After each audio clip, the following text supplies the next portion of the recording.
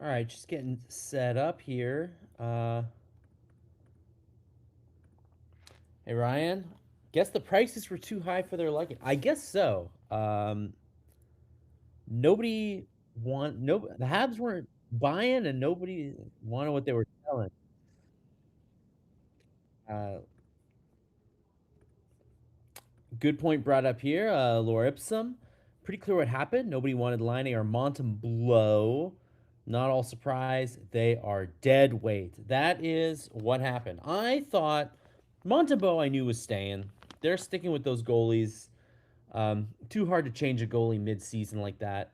I thought Line was going to go. I thought they were going to pay down the salary and just kind of find him a nice landing spot. They weren't going to get anything back for him, but I thought that Line at 4 mil to somebody would be worth something.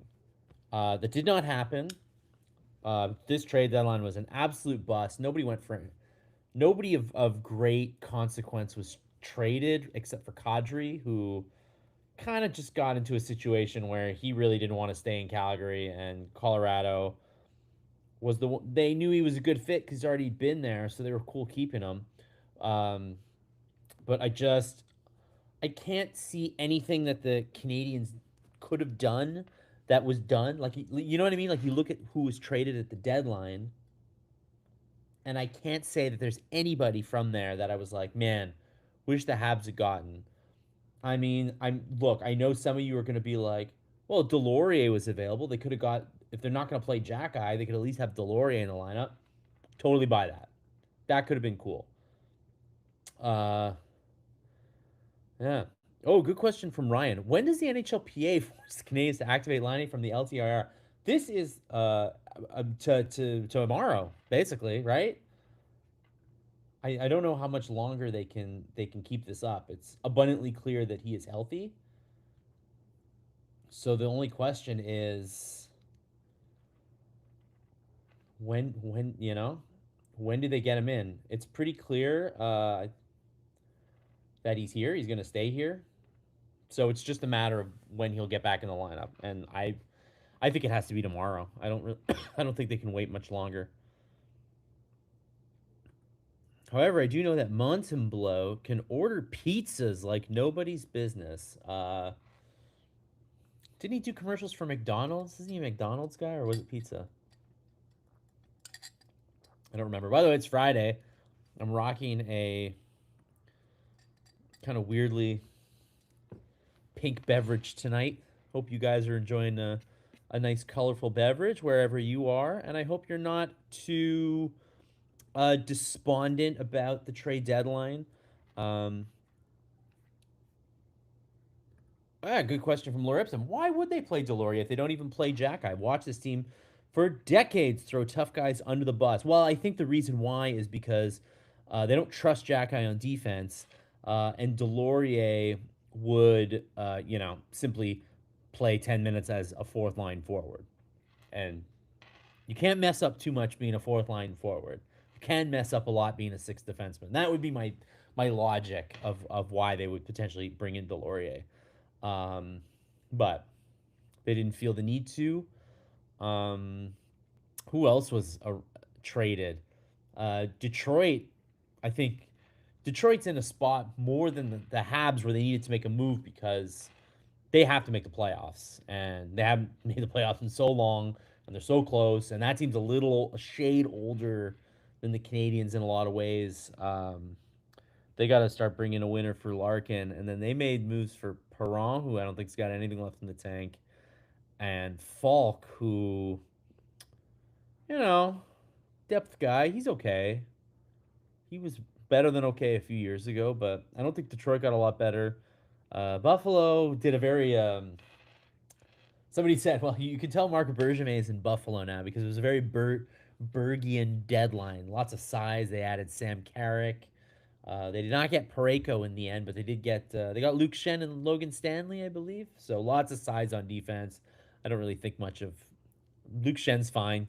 I thought the Habs might look at Luke Shen um, as a seventh defenseman who's right-handed, but Stanley, he's big, but he's there. He's like somebody else's Jack Eye, right? Big defenseman that you kind of wish was better and is not that good.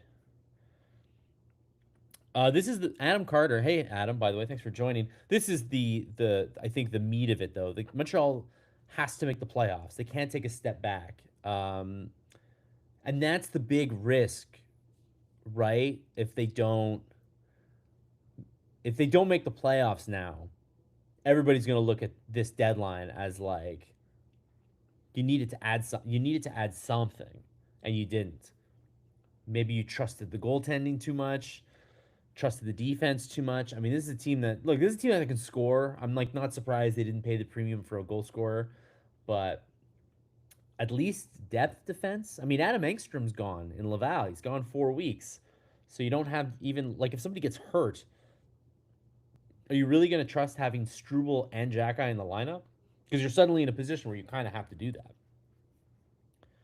Buffalo might have overdone it. Remember that chemistry counts. I think this team is just so red hot. They're just going to fly into the playoffs. In the playoffs, they might get totally exposed because most of those guys have not been in the playoffs.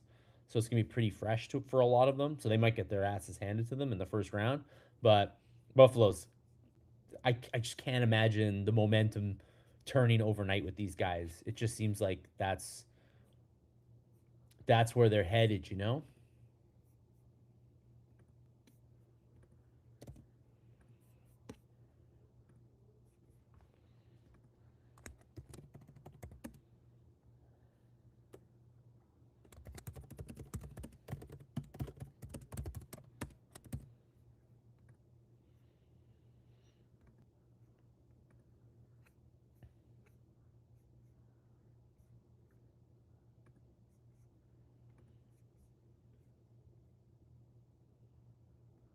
We got a question. Where did Binner end up? Would have loved to see Montreal. Binner did not get traded. St. Louis was actually like the most like inactive team. They didn't trade Pareko in the end. He turned down his no trade. They didn't trade Rob Thomas. They didn't trade Kyrou.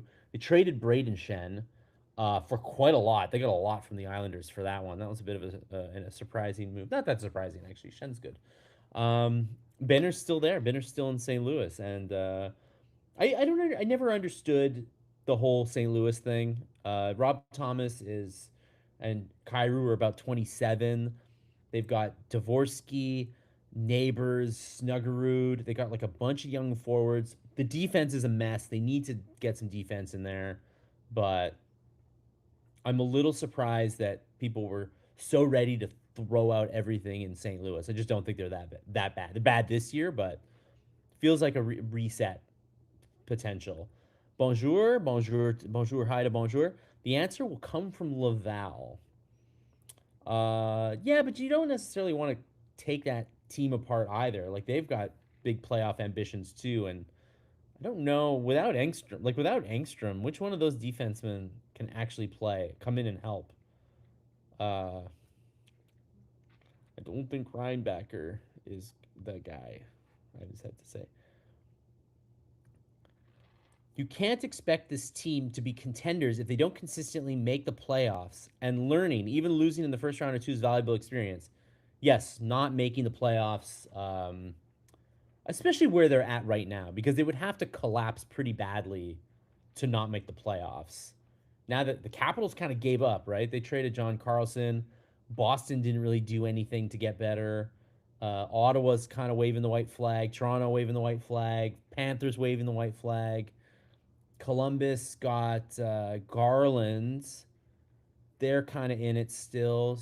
So really, if the Canadians they have no one but themselves to blame if they don't make it at this point.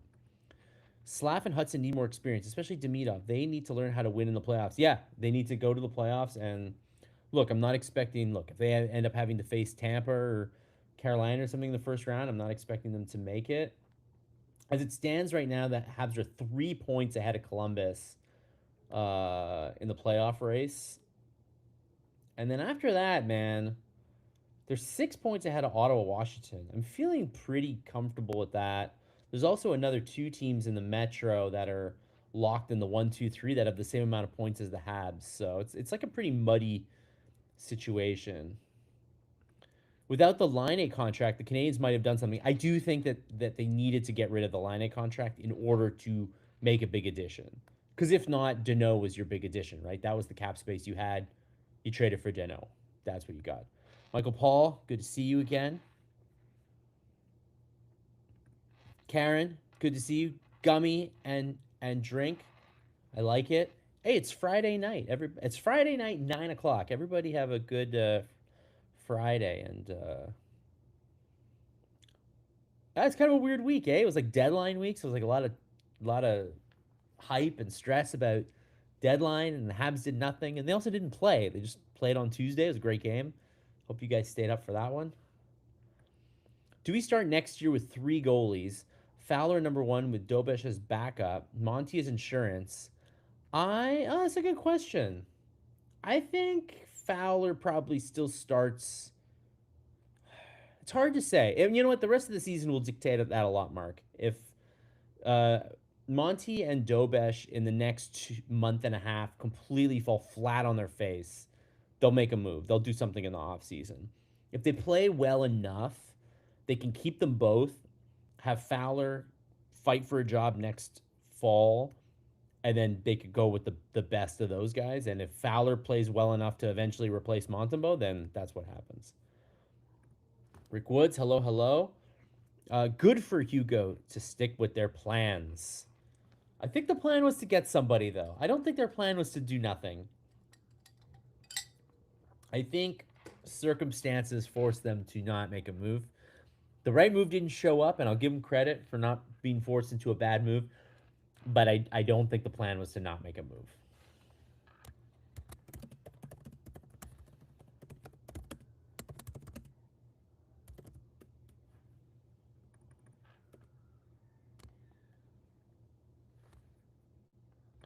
So happy that no one could con Hugo into trading Michael Hage. Yeah, Hage, I think, would have been, they would have regretted that one.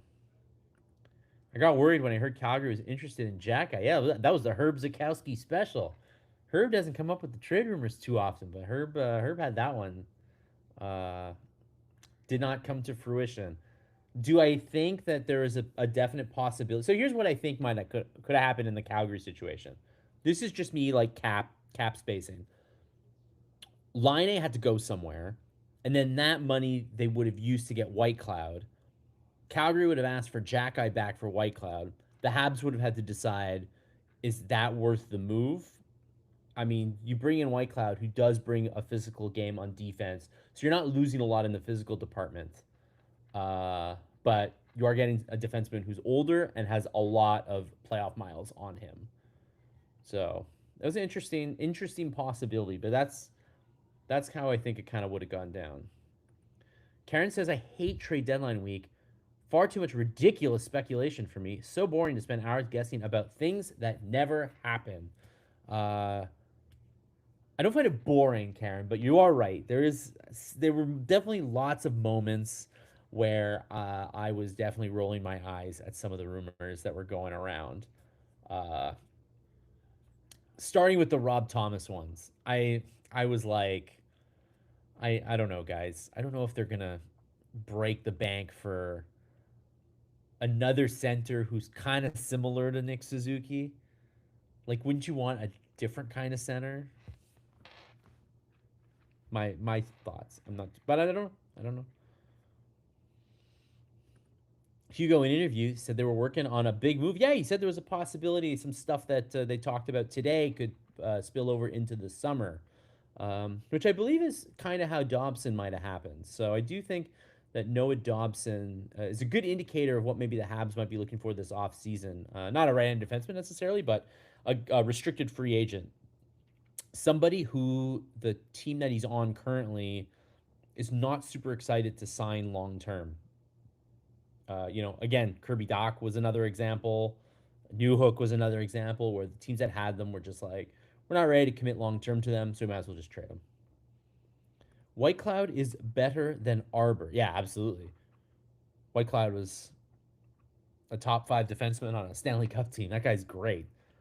Um, yeah, I do think that if they had had the cap space to do that move, they They probably would have seriously considered trading Arbor for Whitecloud. Whitecloud has a contract. He has a contract, so like you know he's around, and he's not that old. Just a little bit older. So, yeah, I do think that that was probably. I think a right-handed defenseman was no doubt what they were looking for, and everybody knew Whitecloud was available. Calgary's looking to rebuild. Calgary would have loved to have Jack Eye on that team. Jack Eye and Pospisil on the same team. Come on, that would have been fun. Here's a thought. Kurt says, "Why don't you just play Jack Eye and give him experience?" Yeah, I know. We're like so beyond that. I don't know. I don't even know what to tell you at this point. Like it seems obvious to everyone who's around. The guy needs to play a bit more, but I don't trust him. I and he makes bonehead moves. He does. And Strubal's not that exciting, but Strubal's a little more reliable.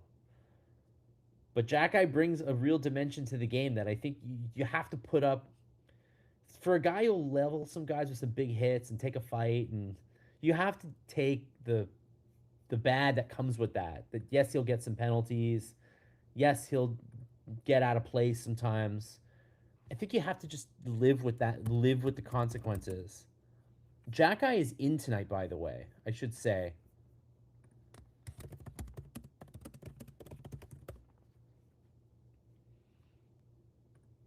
Yeah, I just want to confirm it for everybody. Jack Eye is in tonight. They did confirm a couple hours ago.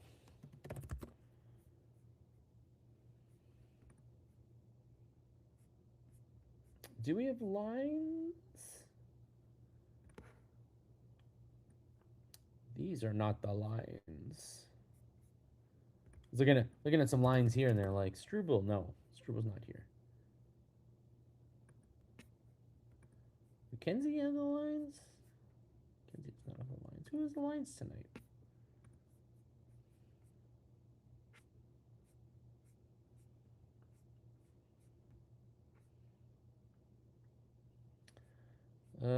Oh. Oh, I see the confusion.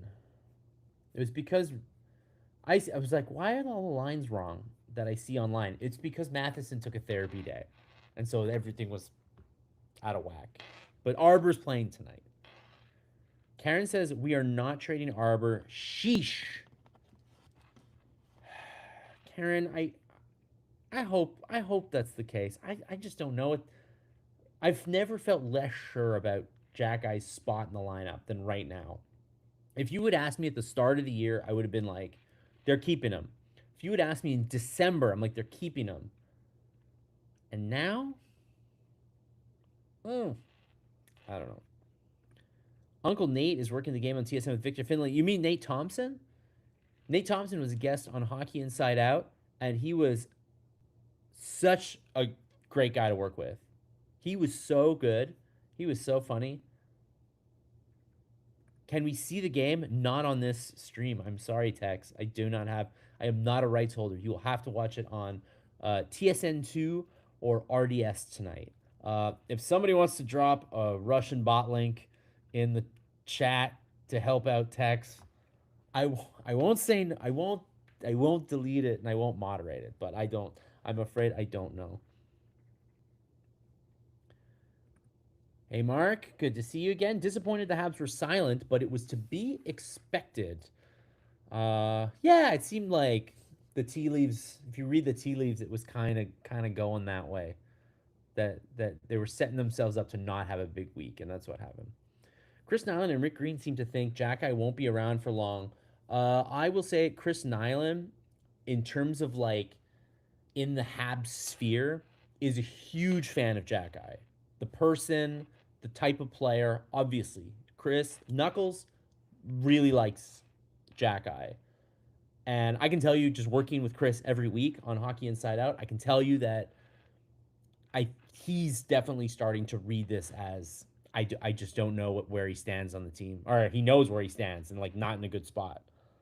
So seeing that Knuckles is like a little less confident that they're gonna keep Jack Eye around is what kind of worries me. But he didn't say that was the case. He just, as a hockey player, he's like, that's kind of him reading the situation. Kurt says, I was choked at no trades today, but makes sense to keep the picks for a summer blockbuster. I definitely think they'll be very busy this summer. Not very busy, but they're going to do what they did last year. They have room to get one more. When you think about the Caps situation and the guys they have signed now, and then you think that they're going to sign Demidov to like a big boy contract, they're going to have to sign. I mean, Bolduc's going to get like an okay contract, not a big contract. Who else needs to be signed? There's a couple other guys that need to be signed. Um, it kind of gives them room for like one or two more like big money guys. Uh, they can maybe add one this off season. And considering where the lines are at right now, wouldn't shock me if they decided to add another top line player.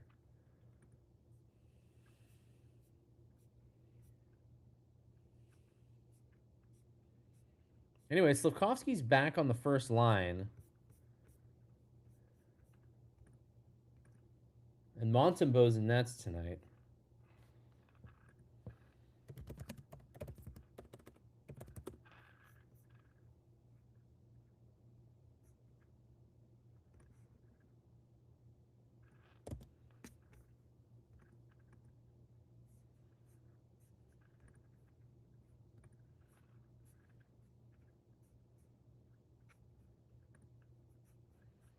All right, let's get the lines up in here.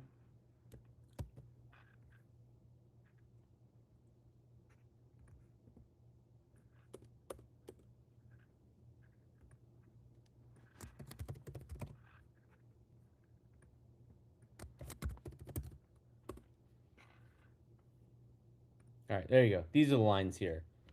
So we do have Slavkovsky back on the first line. And we have Newhook on the second line. And then Doc's the one who gets demoted to the third line.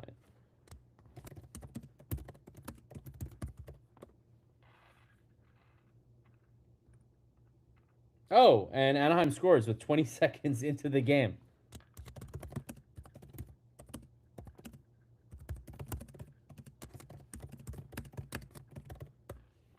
Well, that's about as fucking disastrous as you can get from Montembeau.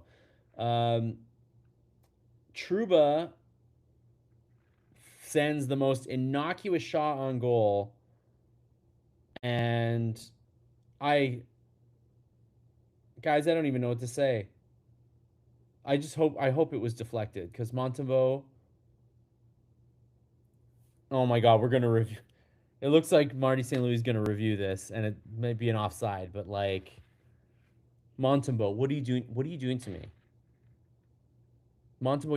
You're gonna kill me tonight. Please don't. I need to live. I need to live this weekend.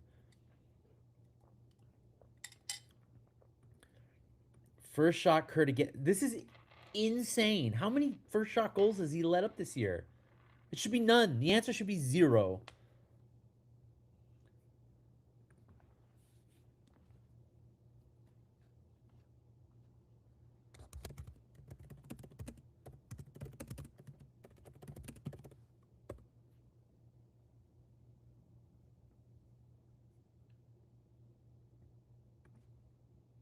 What the heck is going on? Anaheim took a timeout?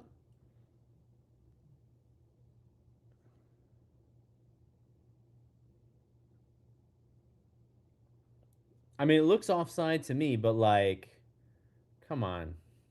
There's no way it should have happened.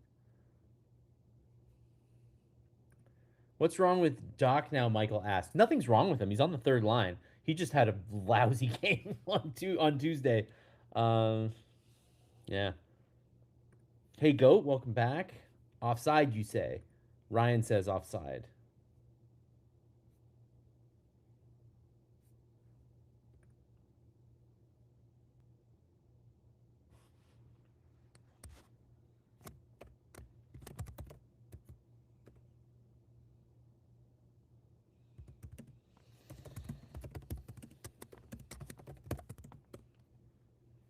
Well, we're about to find out. So now it's coach's challenge. So did Anaheim use a timeout? I don't understand. I guess they did. What does it say in the play-by-play? Anaheim goal.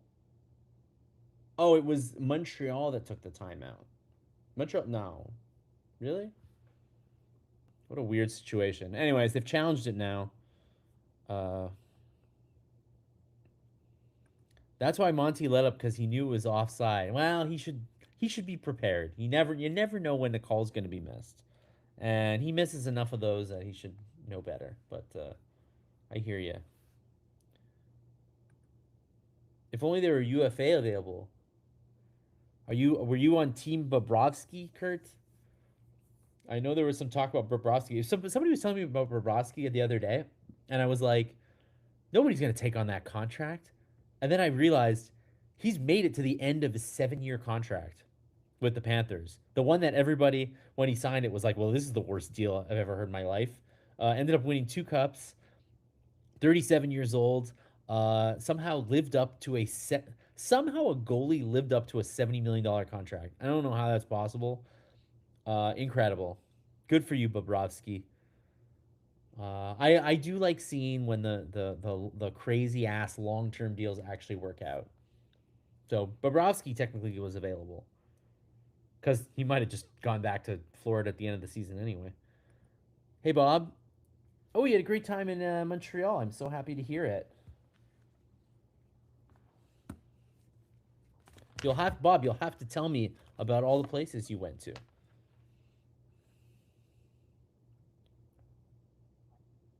If this counts, we could be down 2-0 after 40 seconds. Oh, I see what you mean.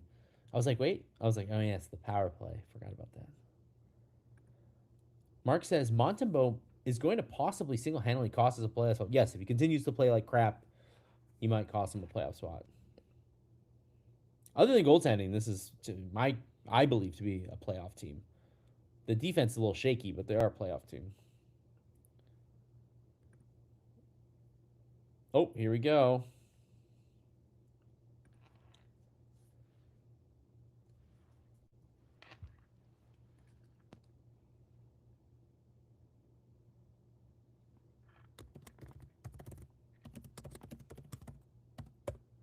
It's no goal.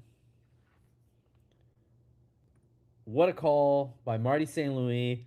Marty St. Louis bailing out his goalies more than the posts with all these offside challenges. But he cannot be happy that Montembeault led in that one. Oy oy oy. Mark says, regardless of the outcome, can't stand this stupid offside rule. Yeah, not exciting. Karen says, I'm not home, so I can't watch the game. Hopefully the goal gets called back. Well, we will keep you apprised, Karen, all night of all the hijinks here. So we are back to 0 shots on goal for Anaheim. So beware, Montembeault.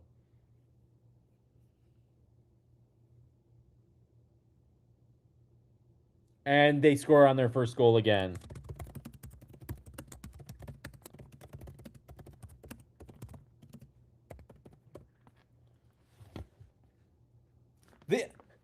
This time, that was not Montembeault's fault.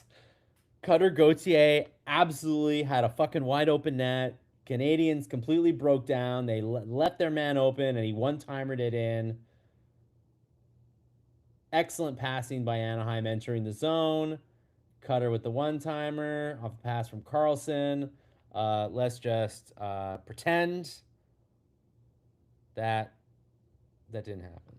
Anyways, once again, so twice in one game, Montembeault let in the goal in the first shot.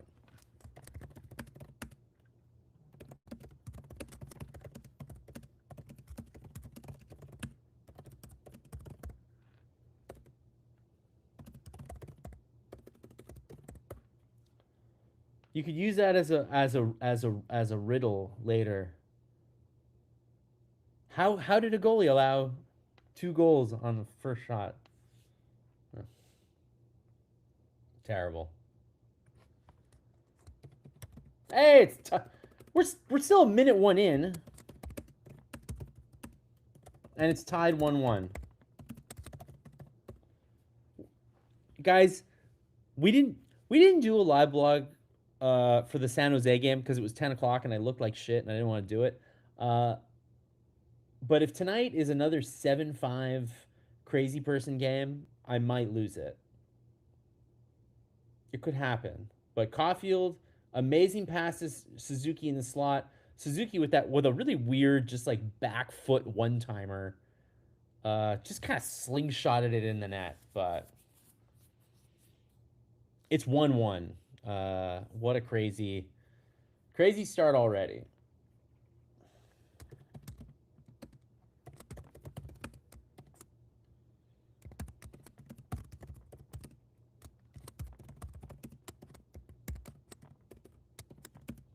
And Bolduc did not miss by much. So we are officially in Crazy Town tonight.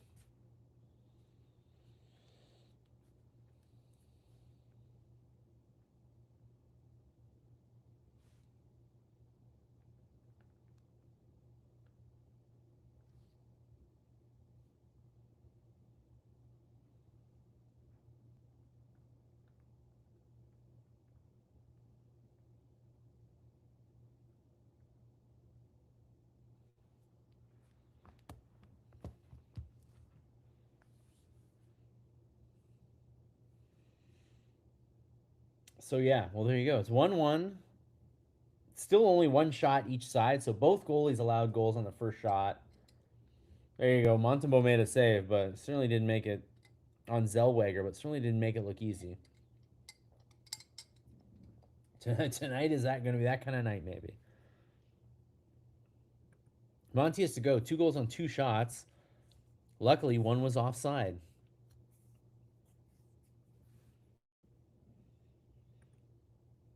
Blue, hey Blue, by the way. Wish Jack I got traded for White Cloud. Rick Woods, finally a goal on the first shot for the Habs. Didn't that just happen a couple games ago? Didn't they score 28 seconds in? Like 2 games ago? Can't remember now. It's Friday. My memory is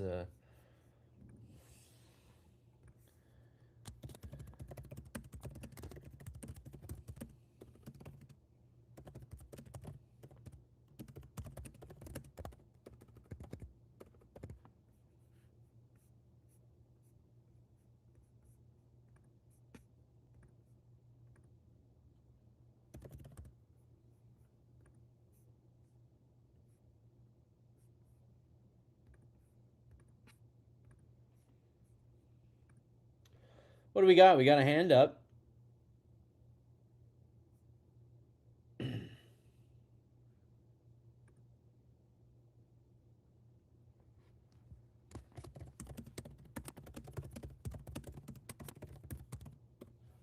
So not only do the Habs get the first. Oh yes, Caulfield's first shot against the Caps. That was it. I was like, what's happening? First power play of the game goes to Montreal. They have the 7th best power play in the league currently.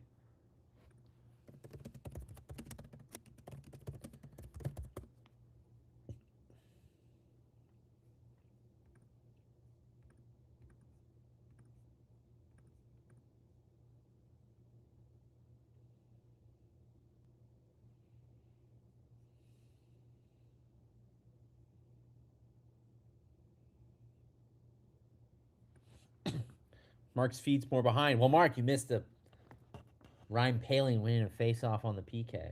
Ryan Poehling, who got what? He got a 4-year extension. You getting paid more? You getting paid more than Jake Evans? But I gotta tell you, I still think Jake Evans is a better player.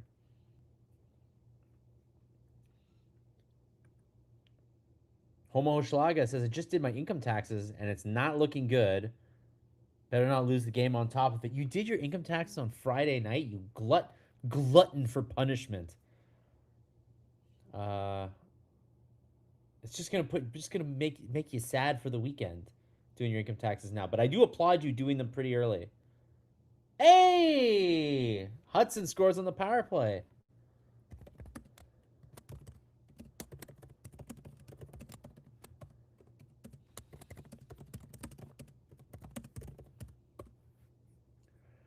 Well, I think tonight's game is going to be an insane one because it's 2-1 Habs. Lane Hudson just scored from a point shot, more like the high slot on the power play. And the Canadiens have scored 2 goals on 2 shots.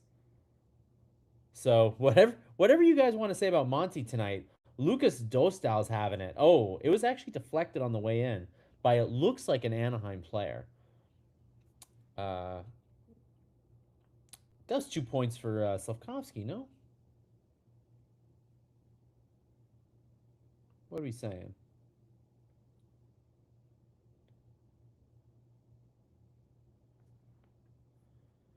Yeah, that's 2 assists for Slavkovsky tonight, who I think had been like kind of bad coming out of the Olympic break.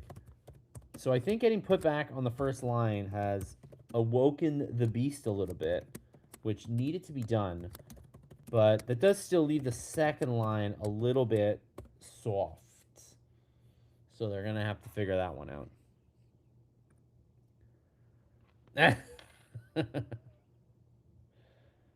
Hey, you know what? At least you got it out of the way, Hoshalaga, doing your taxes, and the weekend's just going to get better from here. Kurt says, I hope everyone bet the over.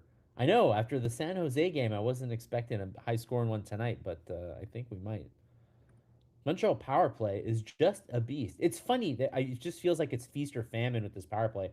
Right now, that power play is hot again, but they've had a couple streaks this season where the power play just doesn't look like they can't get anything right. But I think of late the power play has been quite good. So, and they are the seventh best power play in the league. So, I can't be of whatever problems you think the Habs had. Oh, there was a nice stop by Montembeau in traffic. Might have hit a body in front though.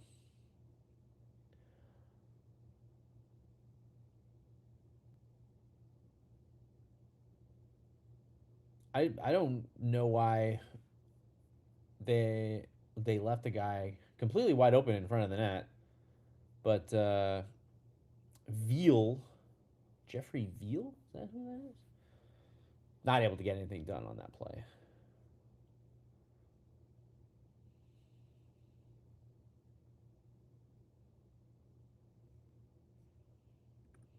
Karen says, I have good news to share. My son that needs a transplant has been told there's no rush. It could be years. In that it's not a rush to need the transplant, as in he can wait some time, or that he's gonna have to wait some time. But if he doesn't need the transplant right away and it's no rush, that's amazing news. Very happy, Karen. All the best to your son. Harry says, well, hi, Harry, by the way. There won't be any curses on either goalie by talking shutout too early. No, no, definitely not. Just goes to show that losing the first faceoff of a power play isn't a big deal. No, it can be a big deal. You'd like to win the faceoff. It's not the end of the world. The thing about the face-offs that's kind of interesting is that a good face-off guy wins like one more face-off a night. Like 3 more face-offs a week is what separates like a good face-off guy from like a not very good face-off guy. You know what I mean? So face-offs are important, but like, you know, a very good face-off guy is not necessarily worth it if he's not that good at other things. Is what I'm trying to say.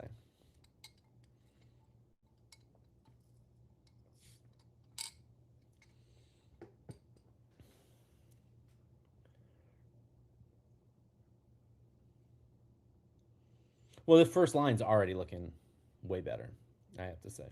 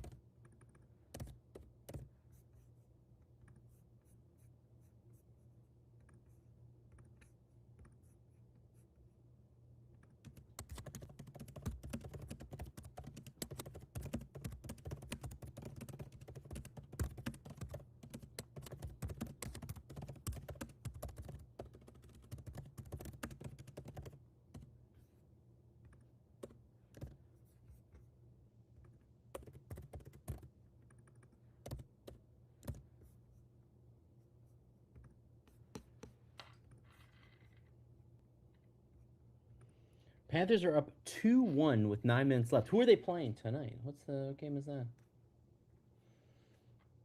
Let me check. Oh, Detroit. It's a big one. The Habs are .692 win percentage in the game after a loss. Tops in the NHL. They are the comeback. They're the comeback kids, but they're not the best at holding leads. So you take the good with the bad on that one. Who knew that was a stat? Harry, they can make stats out of anything. Evans was a steal. He's $500,000 a season short at min. Yeah, I think the Evans deal is pretty solid. When you look at what like third, fourth line centers are going for in the league, I'm pretty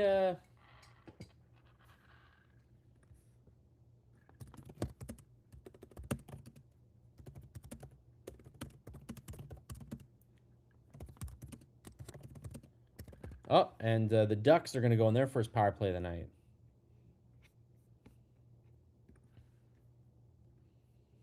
Carrier going to the box.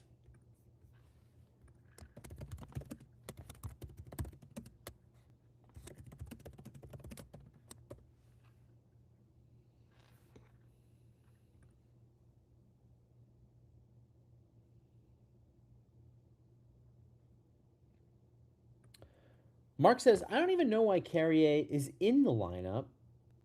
Surely we must have something better in Laval. Well, Engstrom got hurt, so no, not currently. But I do agree that Carrier has had it pretty rough of late. He's had his moments with the Habs where he's played well, but this season's been rougher than last season for sure.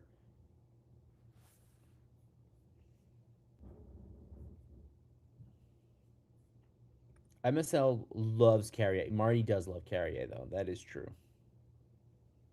That is true. Max says, I think Struble and Arbor could be a good tandem. Yeah, instead of Carrier, eh? It's not a bad idea. Adam says, Carrier is a weak link on defense. Thankfully, he has one more year left. Yeah, but they could get rid of him if they... They're not stuck with that contract. Somebody will take him. Oh! I mean, the one... Cutter Gauthier absolutely blasted one. Montembeault had to go like way out of the net to just make that save. And then there were 3 Ducks in front of the net. The puck was sitting right there in the crease. Montembeault way out, and they couldn't put it in somehow.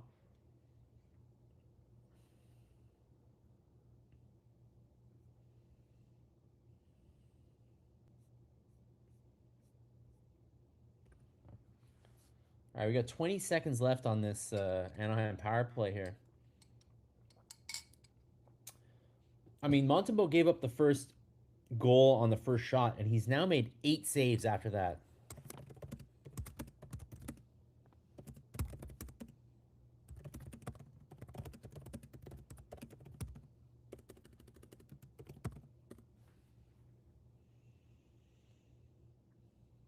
And Carrier's out of the box and coming up the ice.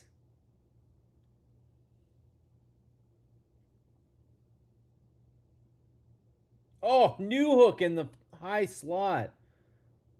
Wasn't able to get a one-timer off, but he got like a quick shot that Dostal really struggled with.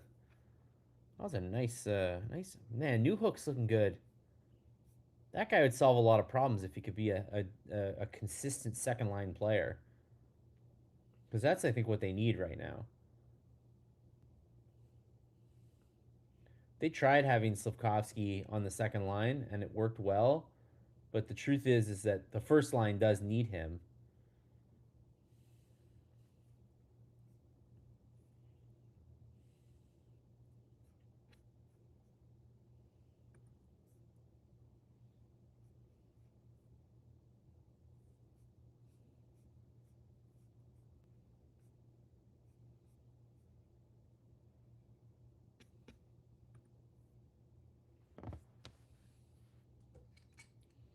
Oh my God, what a terrible goal. Well, I spoke too soon.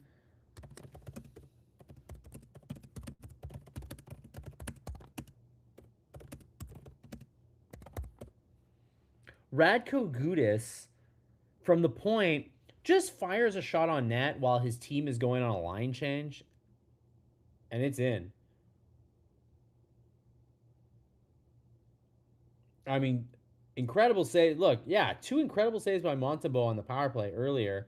And then what the heck happened here? So Vetrano gets it back to Gudas, and it's just a total clean shot glove hand. And I mean, there's no one in the way, nothing deflected.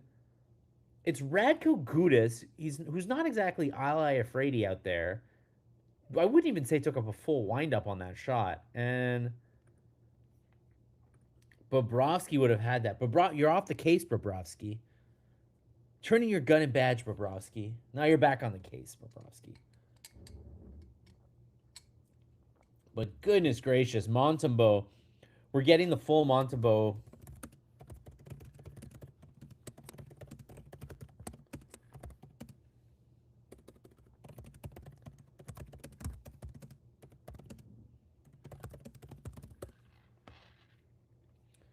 We're getting the full Monty tonight.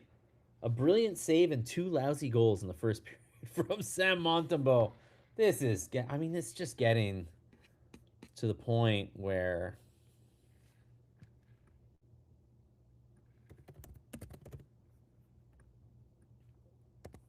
like what do you do now? Like how much longer can we like he might cost us a playoff spot. It could happen. Mark says it. It's just not acceptable. Seriously, this guy is single-handedly going to cost us a playoff spot. It's true. They're 5 points out. They're probably still going to make the playoffs, but like, geez Louise. I think Monty needs glasses. I don't know why he couldn't see it. He is bad with the shots from far. MSL has his back. Marty has been very loyal to Montembeault. Homa's delirious from taxes. Pimp Vash has entered the building. Hello, Pimp Vash. Happy Friday. For goodness sakes, just put Monty on waivers. How many games do we have to give away to a goalie that is barely AHL level anymore? Harry says, well, the goal scorers are going to have to turn up tonight. They sure are. It's 12-4 in shots, by the way, right now. So, again, Dostal also not having a great night. Is Fowler back from injury in Laval? I believe so. Right? I believe he is. Karen says, can you spell Fowler? Okay, hold on. Let me look it up. Let me look it up.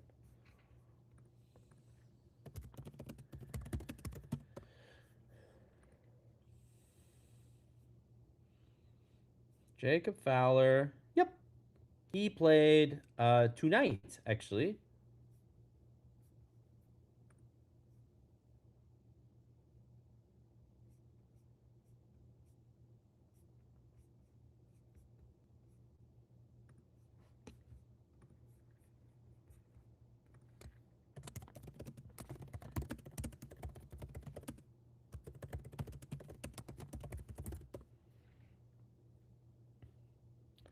In case you guys are curious, Jacob Fowler is playing right now, and he's having a good game. So it might happen. There's a spot on the ECHL team. Yeah, who's Trois Riviere having goaltending in the goal right now? Pimpfash says, no worries. Many goalies fall victim to the dreaded unscreened one-timer from the blue line off the stick from Radko. Good, I know. It was a bad goal. It's a very bad goal. Adam says Montreal's got to wake up. They're being outplayed. Pimpfash goes a step further and just says, terrible defensive team. And Ryan says, Jackeye gets a minus. Didn't even do anything. That's why plus minus not a very good stat. Only Pierre Maguire cares about plus minus.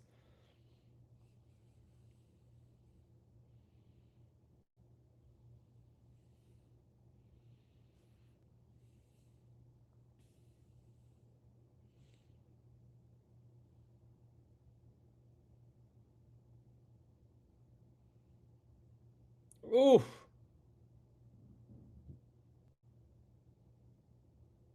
That was VL going to the net. I was like, guys, Kreider's going to the net.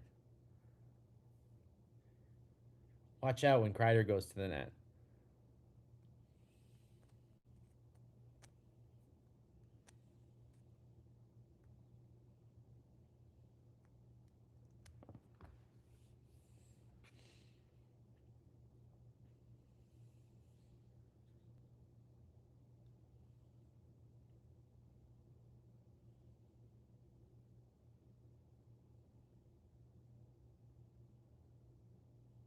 Caulfield on the zone entry. Gets a whistle here. Pibfash says, why is everybody so concerned about Arbor's plus minus? It's a team stat more than anything. The whole team has let in a ton of goals. We are one of the worst. Lots of minuses to go around. Are the Canadians one of the worst, though? Hold on. Let me look it up. In terms of goals against, the Canadians are one of 9 teams to have given up 200 goals. So they are indeed in the bottom part.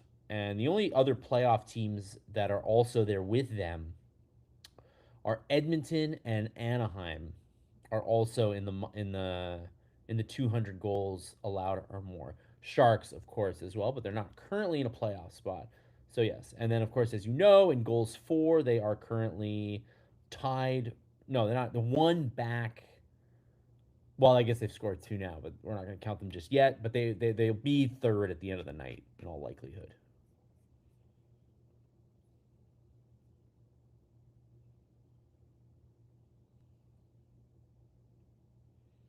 Maybe Kreider will go old school and take Montreal. I thought that was Kreider earlier on the play, but it was Veal. He set up Veal, and Veal went crashing into the net. Adam Carter says Demidov has really slowed down. Yes, I'm concerned about the second line, especially now that Slavkovsky's not on it. So you have a first line. You've sort of put everything, all the chips back on the first line with Slavkovsky, with Suzuki, Cole Caulfield. You don't really have a second line right now. Like I don't think Demidov can carry that line by himself. You're hoping Newhook can get in there. I think you got to put Texier back in there. I don't know why he's kind of getting the short shrift right now. And then Bolduc, man, Bolduc can score goals. I thought Bolduc. I always thought Bolduc and Demidov would work well together, but I guess they didn't early on, and they haven't tried it again.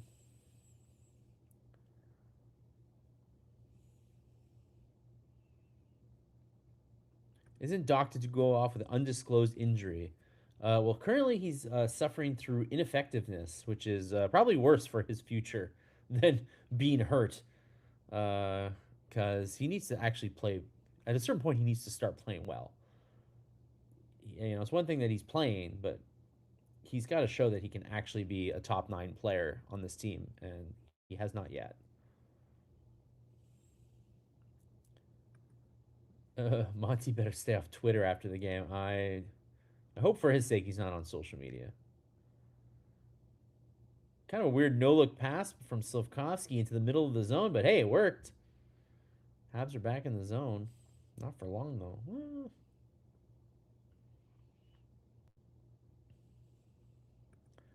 Nate Thompson says Montreal needs to be more physical in their own end. But who's going to do it? Well, Arbor, Jack Guy.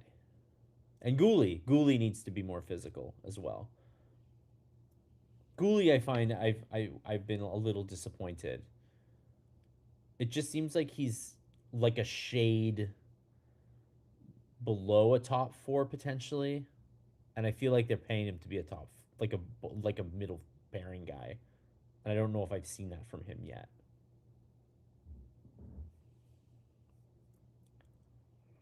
Texier's also done nothing though. He got his money and he stopped carrying. I didn't think so. I thought he was doing okay, but he did get pushed down the lineup pretty fast.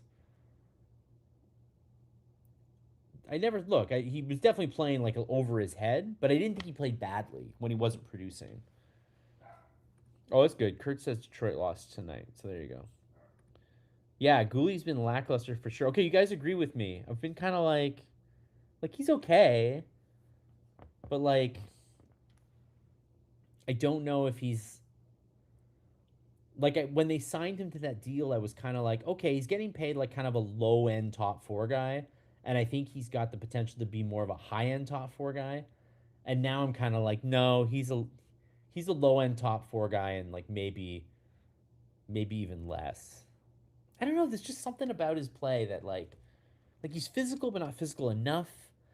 He's like a stay at home but not a stay at home enough.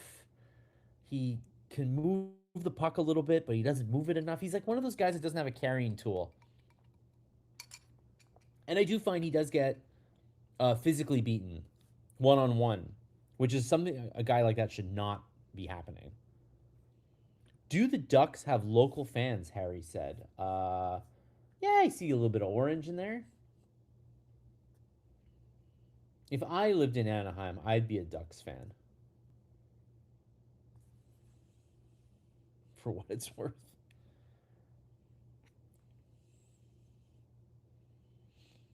Just watching the camera pan in the arena, not sure if there are more empty seats or Habs sweaters.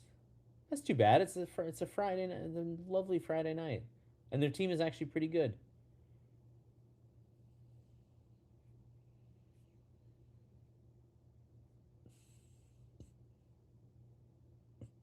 Oh, a bit of a hot pass from Hudson to Slavkovsky in the middle of the slot, and the puck immediately goes the other way. Bad luck for them. Okay, we're in the 20 seconds or so left in the period. Oh, really bad giveaway by the Habs in the top of the zone, and then they gave the puck away again. This period, man. Adam says, honestly, if they want to package Gooley on the off season, they should do it. You know what? Now that they've signed Matheson long term, and they have like Hudson, Matheson, and then maybe like Engstrom, Gooley, or sorry, no, Engstrom, Jackeye, Struble. That's kind of like five left defensemen. I think you can consider trading Gooley. I don't think that's totally out of the realm of possibility. Right now, they need his size on defense, and they will not trade him. But I think if you can get more size on defense, he can be a guy that you can afford to move.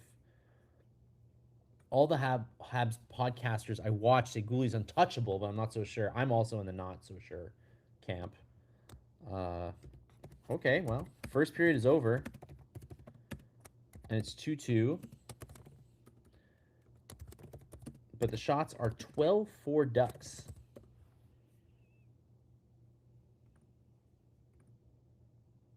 So there you go.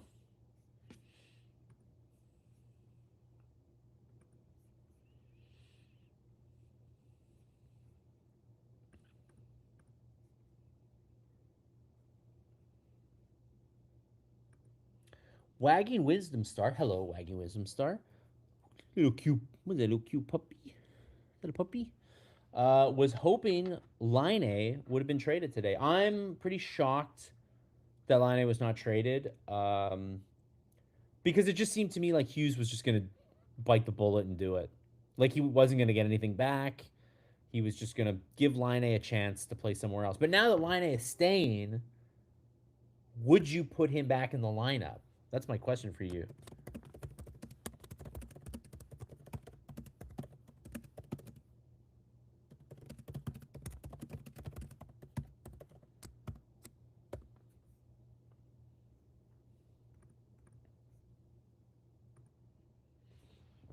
That is my intermission question for you guys. Now that Patrick Laine is staying, what would you do with him? You gonna put him back in the lineup? What do you think? What's the move? What's the move? Where did my glasses cleaner? I had it a second ago. Ah, here it is.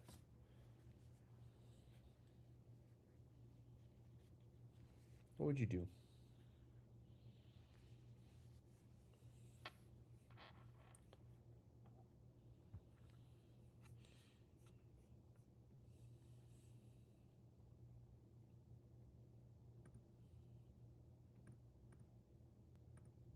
Max says, sure, why not? We have nothing to lose except for a playoff spot, which we are tenuously clinging to at the moment. Karen says, yeah, I play Patrick. Where'd you put him? On a top line, bottom line, power play? Wagon Wisdom Star says, I'd keep Line out of the lineup. He'll become a liability in the playoffs. Keep him out. Yeah, but right now you're just trying to make the playoffs. So if you're trying to make the playoffs, would you put him in? The playoffs you can worry about later. This is Jim Morris. The playoffs. Regular season, we've got 20 some odd games to go. Would you put him in? Rick Woods says, absolutely, I would put Line in. He cannot do worse than the current bottom six. Homa says, Line don't even know her. No, that's not what you said. Harry, talking about the period, says 12-4 shots, 2-2. Saying we came out of that period lucky. Bob accurately says we didn't get a shot after the Hudson goal. No, we did, didn't we? Wasn't the Hudson goal the second shot? Or am I wrong?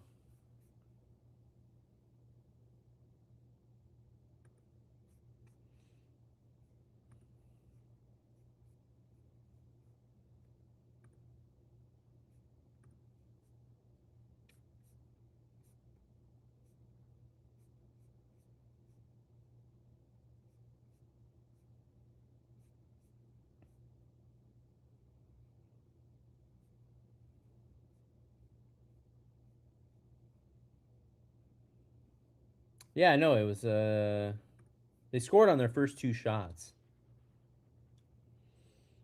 Sit Doc put Line on the second line. Yeah, they haven't tried Line with Demidov yet. I don't think these are the things they should. Well, they couldn't done it with Line earlier. It was hurt all season, but I don't know. I'm not ready to throw Line out of here yet. Line's money comes off the books at season's end, so Hughes would have had to give him away for nothing. No one wanted Line. Yes, I'm saying that they would have done that, Pim. I'm saying that he would have done Line a solid and given him a chance somewhere else because at the end of the day, this is a people business, and it's not the great. Even if the guy's not that great and potentially deserves it, it's not the greatest look to have a guy, a former 40 goal scorer, and you're just like, we don't want him on our team. We're just gonna bench him, and then you don't trade him. Like you have to like put in a good effort to try to find a home for him. But clearly nobody wanted him. Liney has no contract next year, so would be motivated. That's what I think. Illumina 91 says Montembeau, red light. Yeah, certainly did. Pimvash says, we'll put Line in the third line, replace Bolduc or something. What have you got to lose? Yeah, I mean, he's here now. He's on your team. Again, you can lose a playoff spot that they are tenuously holding on to.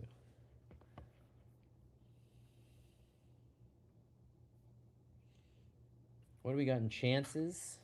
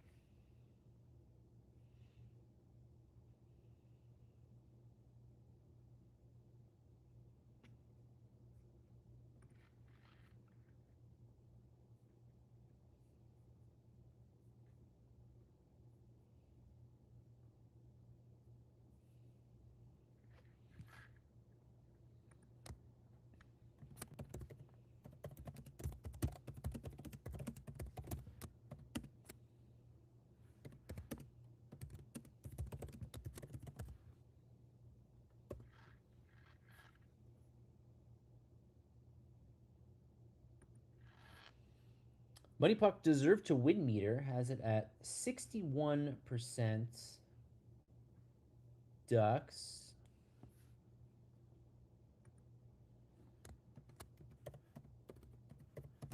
Poly Market has it at 53 cents on the dollar for the Habs. 52, 53 about.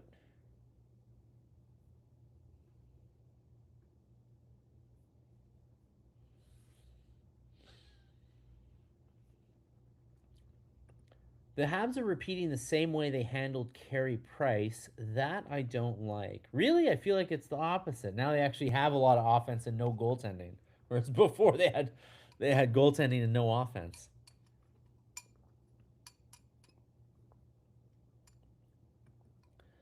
Pipvash says, "How do we have more scoring chances than shots?" Yes, that's a very good question. Uh, Natural stat trick has us at 7 scoring chances, 3 shots. You can have a scoring chance and not put a shot on net. Like, I mean, in this case, a post, but they didn't get a post. A missed net, of which we missed many nets. Um, shots that get deflected out of the way. Those do count as scoring shot chances potentially. So the scoring chances are considered shots from certain areas of the ice. That is the sort of the alchemy around it. So it's not entirely uncommon that you'll have more scoring chances than shots. They're not the only ones. So like the Blackhawks, the Oilers, the Canucks, and the Stars currently in games playing right now have more chances than shots. Shots are a pretty like shots are a weird stat in the NHL because obviously posts don't count and shot attempts, which is not always the easiest place to find the shot attempts. I don't know where they are always. Are they on Edge? Uh,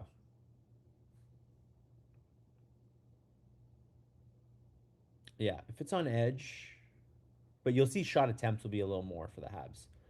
Not more than the Ducks. Ducks still have more, but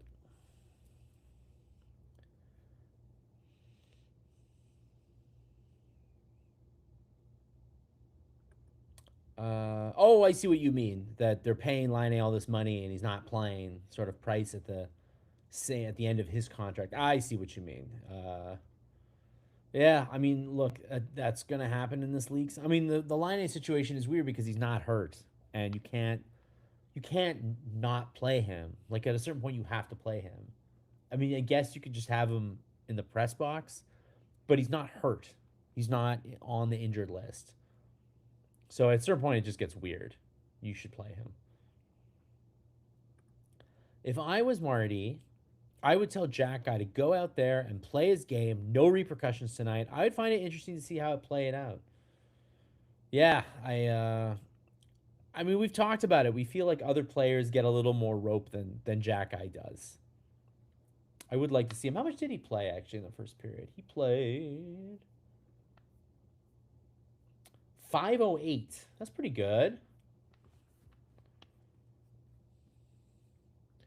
Do you guys think Buffalo will be first in the Atlantic when the regular season is done? I think Tampa's gonna squeak it out because Tampa's really good, but it's very possible that Tampa, a veteran team that's been around the block, might put their feet off the gas a little bit and rest some of their regulars as they get towards the playoffs, whereas Buffalo is just going to full on throttle into the playoffs. So it is possible Buffalo passes them, but I do think Tampa's got a bit more.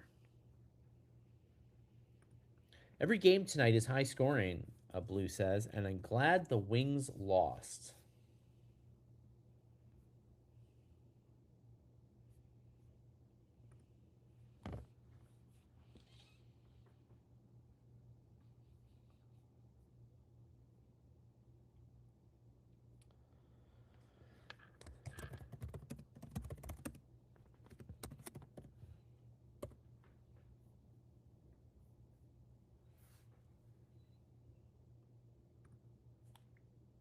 5:08, not too shabby.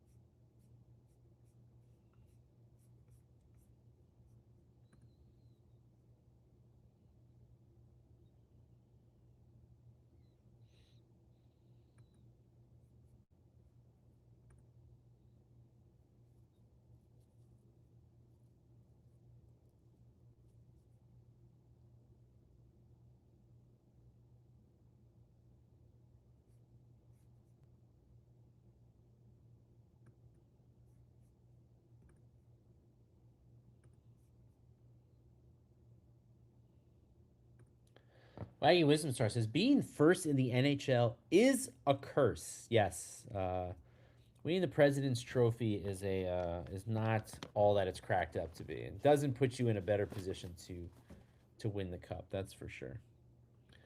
Max says Tampa, I believe, has lost 4 in a row. How are they currently? You are correct. They've lost 4 in a row, but they're also 6-4 in their last 10. So they were on a six game winning streak before their 4 game losing streak. So take with the good with the bad. Amazing what the Buffalo Sabres just did since they got almost at the bottom of the barrel. I mean, it's crazy, right? They fired their GM. They didn't change the players. They fired the GM and then suddenly learned how to play hockey. I don't understand. It's kind of nuts. I guess they always had it in them. They just hated the GM. I don't know. Karen says lots of good teams will be out after the first round. Happens every year. The crazy situation is going to be the I was going to say the AL Central. That's I'm baseball ready. The Central Division, where it's Colorado, Dallas, Minnesota, Utah. Somebody's not getting out of that bad boy. That's crazy. Bob said, "Hey, it's nice to see Buffalo playing well. Hope they make the playoffs, not at the Habs' expense." Well, right now they're both in it, two and pretty high up, but the Habs need to pass Detroit. I think Buffalo's pretty in the clear. I think Buffalo's going to clearly. It's going to be 1-2 Tampa, Buffalo in that division, and then I don't know. Montreal needs to be better than Detroit. I think on paper they're better than Detroit, so I would be pretty. I would consider it pretty bad if Montreal couldn't be better than Detroit this year. I don't think Detroit's that hot, to be honest. They have cider. It's kind of what's keeping them going.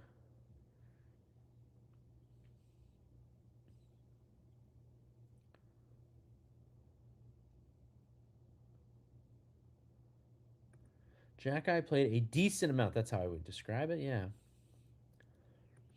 Tampa's off 4 in a row, but they will play the Leafs tomorrow.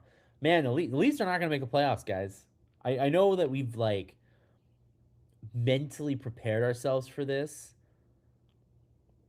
and they've been bad for quite some time. But I'm curious to know what you guys think. That now that it's like come to fruition, the Toronto Maple Leafs have had a disastrous season. Um, the build to the cup that they thought they were going to have has completely caved in. Their dreams are dead. Not sure where they're going from here. Really curious to know what you guys think about uh,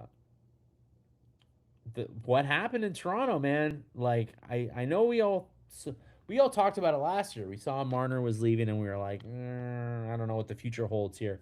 Um, but the future has arrived, and it's could not be more disastrous for the Leafs. So curious what you guys think in that regard.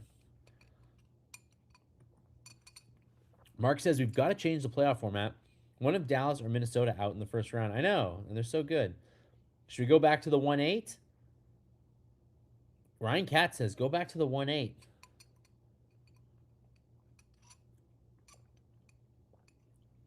I think they're waiting for more expansion because when they expand again, it's going to be 30. What are we? We're 32, 34. That doesn't cut up nice. How do you cut up 34 teams? Maybe it'll be 36. No, it can't be 36 teams. That's too many teams. I don't know what they'll do. Too many teams.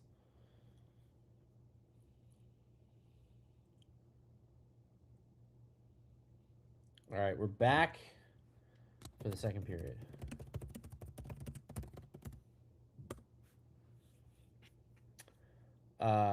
Check the link up at the top if you want to see the 4 goals. I posted them.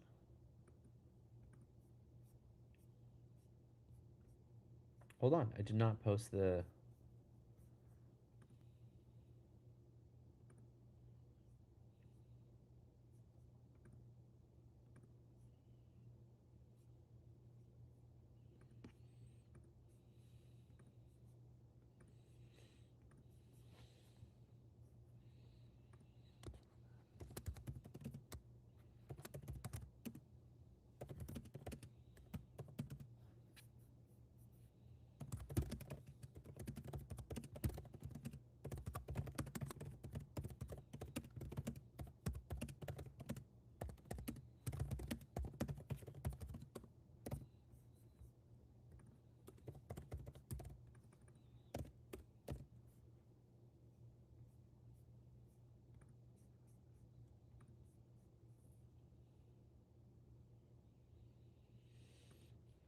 What happened to the Leafs was Berube. Goaltending also became a problem. I think the problem started with the, and I think Karen will agree with me. The general manager they chose, a bit of a bean counter. Don't find that he quite had a grasp of what made that team good.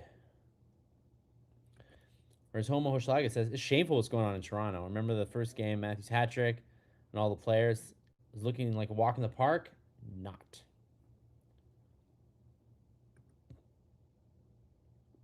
Oh yeah, Rick was a proponent for the divisional playoffs. Mark, not so much. Yeah, I'm pretty torn about it.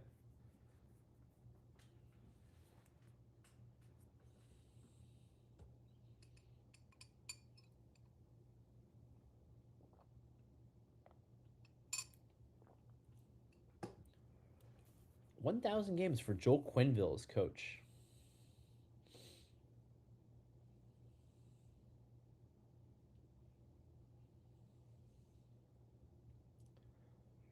I mean, just an absolute boneheaded giveaway by Gooley there, letting the puck hop over his skate, his stick. And now Montembeau's got to make a big save.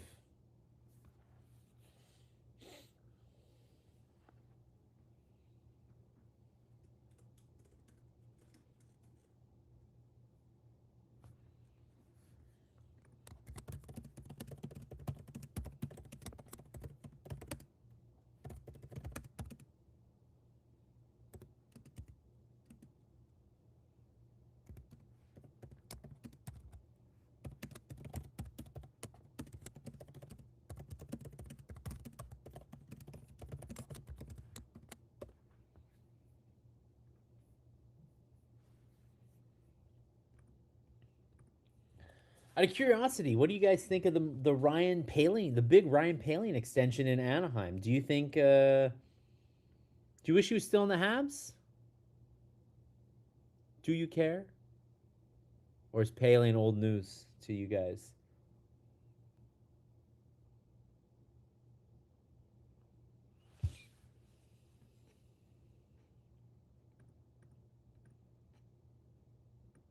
Kurt says 9 goals on, or sorry, 9 shots, 3 goals in Edmonton. Tristan Jerry, man, oh god, Edmonton, don't tell me you did it again. You bet on the wrong goalie. That team, man. Now you know why the Habs hold on to Montembeau so long. Because whatever's out there is not necessarily any better. Rick Woods, in answering, I think the Paling question, says, "I wish Michael McCarron were still here." Michael McCarron, who was just traded to from Nashville to Minnesota, has become something of a hot commodity as a big fourth line center. Um, there you go with the Habs and drafting, man. Paling, McCarron. Sometimes these guys. It's hard. The team that drafts you, you kind of have a couple of years. You have a few years to make it work, but unfortunately, some of these guys need a little longer. And it's not like they could have had Paling on the line in the lineup until he was 27 to figure it out, right? They kind of had to cut bait at some point.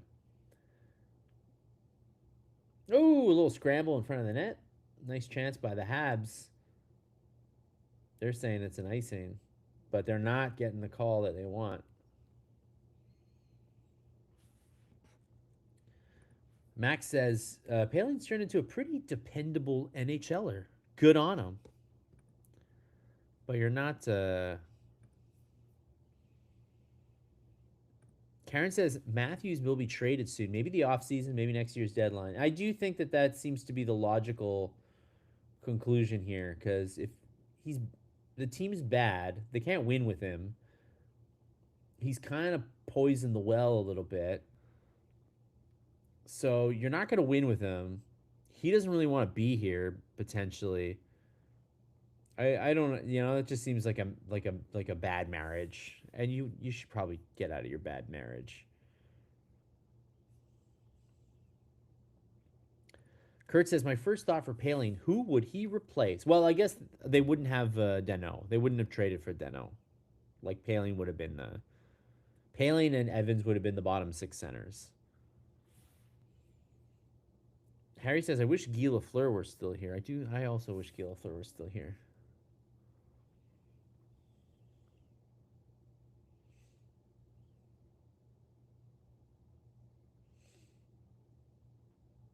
Canadians still have not had a shot this period, by the way. We're only 3 minutes into the second, but they have not come out swinging.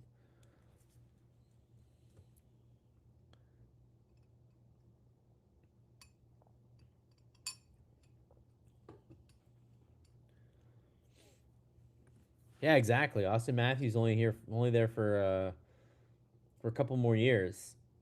I would just move him this summer. I don't think you can build a winner around him. The only reason why you keep him is to sell some tickets, and they haven't even sold tickets this year. So you're better off selling hope in Toronto than you are selling the guys they have right now.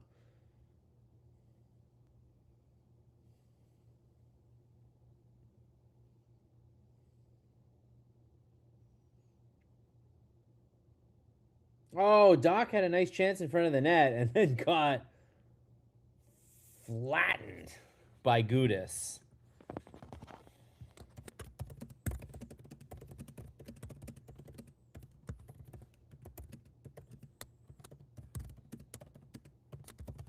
That's a nice play by Kirby Doc to take a beating in front.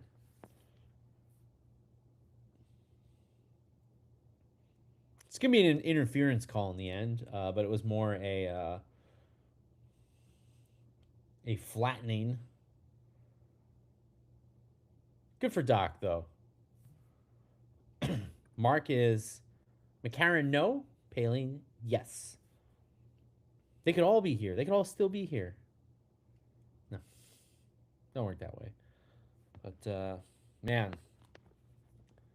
Well, the Habs are back on the power play. They did score on their first opportunity. And then the Canadiens lost their power play face-off, as they are wont to do.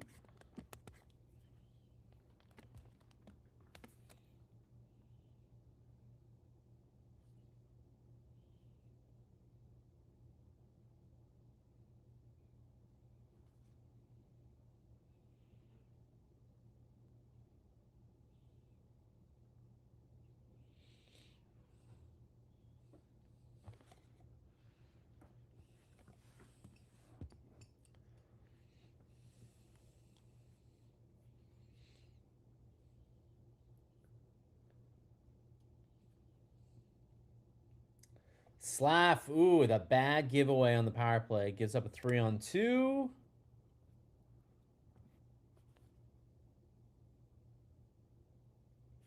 But now Slavkovsky got a 2-on-1. What a pass by Slavkovsky across the Caulfield.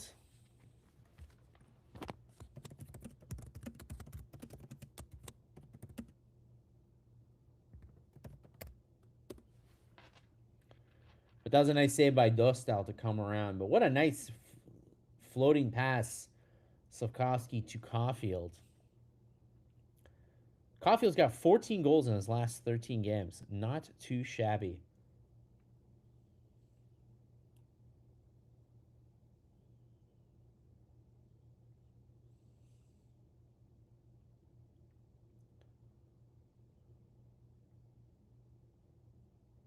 Oh, wide open net. Newhook, though, cannot find the handle in the low slot there.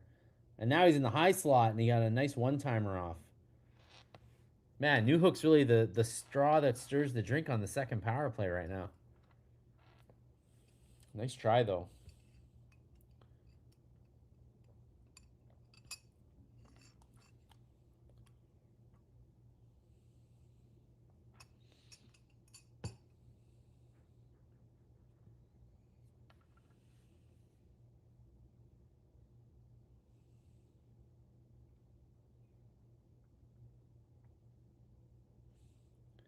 Nice play, Gallagher in the corner to keep the play going. Okay, well, we're back to 5-on-5.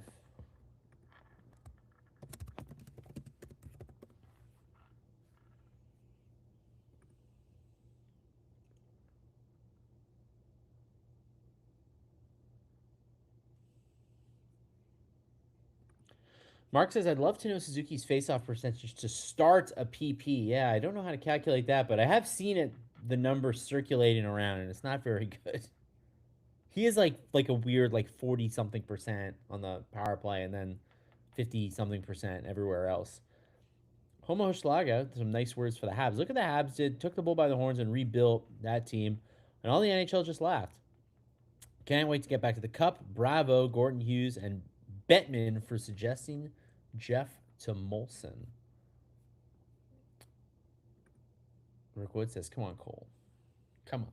Score another goal.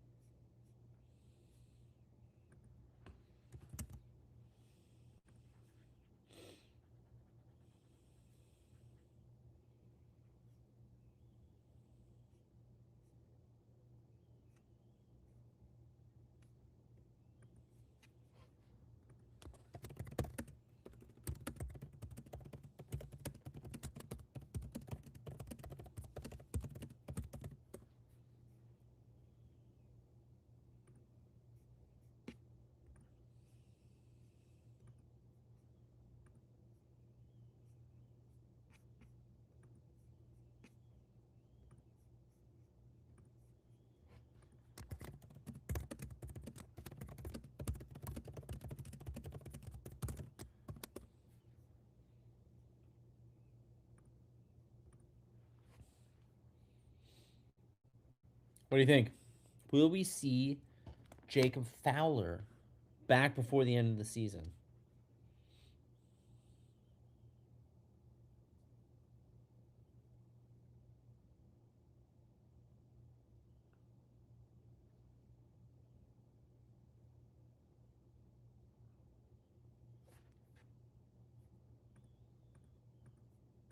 We get a yes from Kurt. Yeah, great chance by two nice chances by Newhook. Ah, Gallagher was right in front, but look, Anaheim good at pushing him off the puck, man.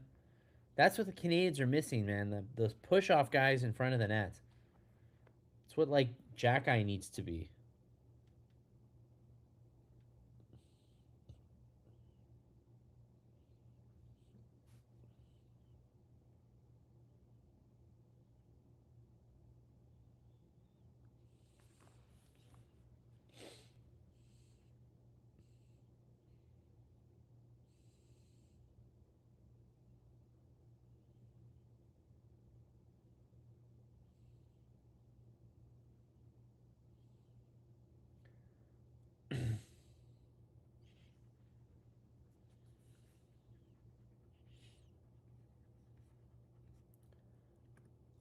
Bob says, "Who thinks we'll see Fowler back up with the Habs for the end?" That's why I just asked you what you thought. So you tell me what you think. I say yes. You tell me what you think. Rick says yes. Karen says yes. Do we got a power play here?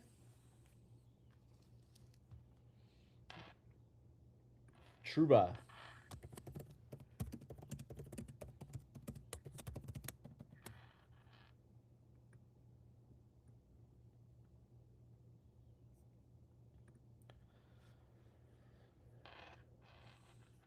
You know, you take the good with when you've got Radko Gudis and Jacob Truba on your defense. You take the good with the bad. You know they might take your head off, but they have, and one of them scored tonight, but they have also taken penalties tonight. So that's kind of what they need to do with Jackeye, right? Let him be a Truba Gudis who are a pain in the butt to play against, but they do occasionally cost you in ways.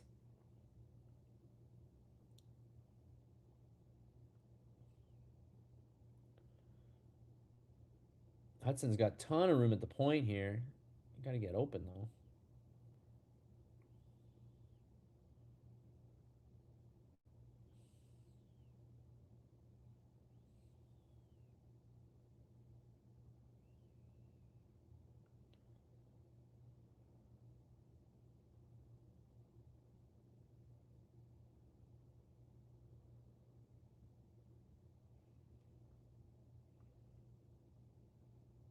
Oh, Slavkovsky with the one touch pass, so Suzuki to Slavkovsky. Man, that was a nice chance. Best chance on the power play so far.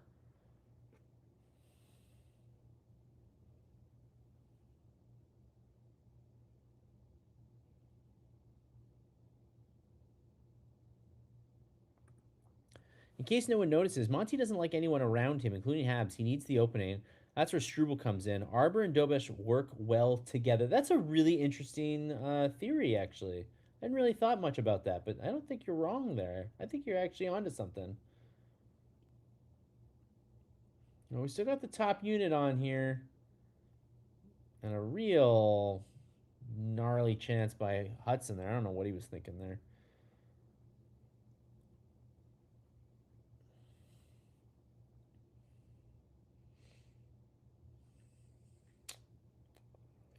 Not sure about this power play.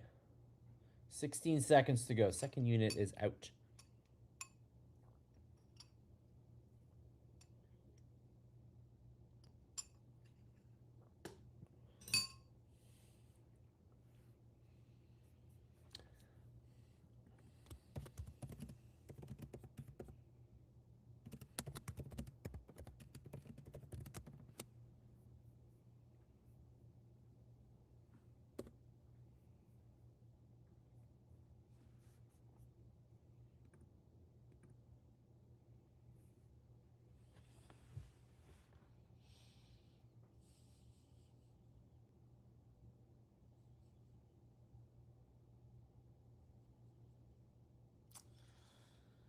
That one touch by.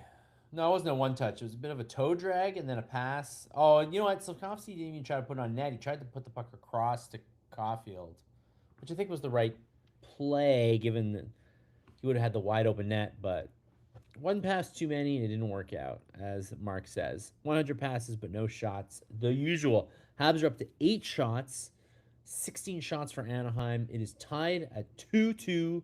We are just about to approach the midway point of the second period. That's the way Dobesh worked with the team in NCAA and Laval. The highlights show he likes the box setting by the team. All right. I mean, I think Dobesh should stay in goal. I know he didn't play amazing against the Sharks, but nobody did really. Kind of a messy game.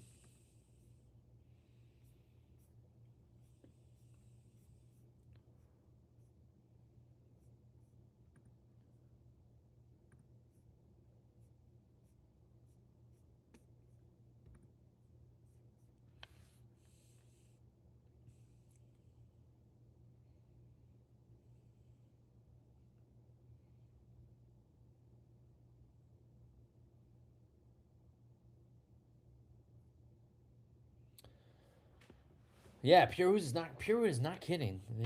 The game has kind of slowed down a little bit here. Pretty disjointed second period so far. No goals in the second period. It was 2-2 from the get-go.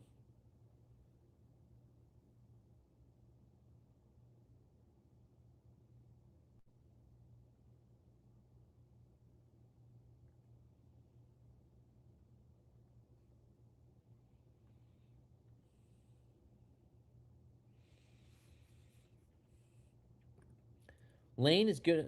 Patrick Lane is good on the power play, and he's a shooter. Yeah, I mean that's it, right? They already have a good power play, but they could potentially have a better power play. Also, I don't. I know there was the whole controversy this week about Patrick Laine being quote unquote the worst 5-on-5 player in the league. I know he was really bad last year, but he was also playing on one knee last year, um, and core injuries, are also pretty serious business. I am willing to watch him come back and not be the worst. I'm not saying he's going to be a great 5-on-5 player, but I don't think he's as bad as his one knee season showed. I do think he's a better player than that. And he was a good player in Columbus, where things were not working out well. So I think he's good. I think he could be good. I think they're a little quick to.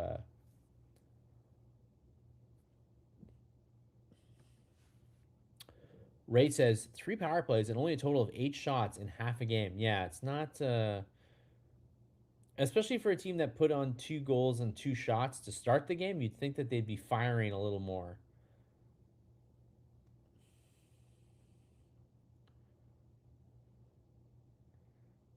Oh,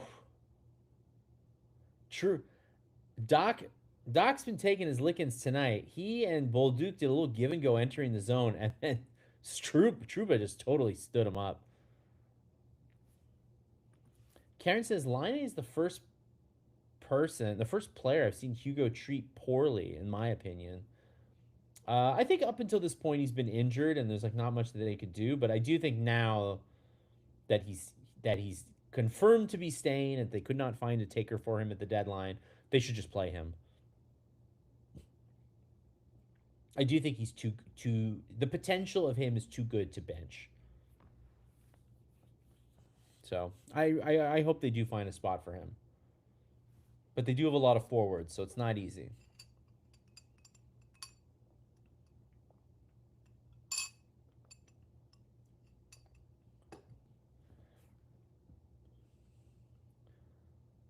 Nice try by Carrier, trying to get the tip through the slot by Dano, but didn't make the net. And now the Habs take a penalty. Holden Seneca going to the net.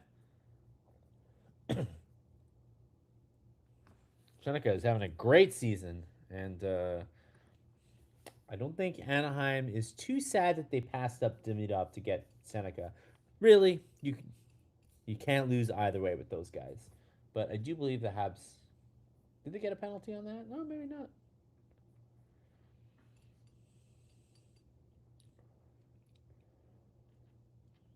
So Mark says, I don't feel they're being very fair to Jackeye. And then Karen says, well, Arbor's in the lineup. Line is not.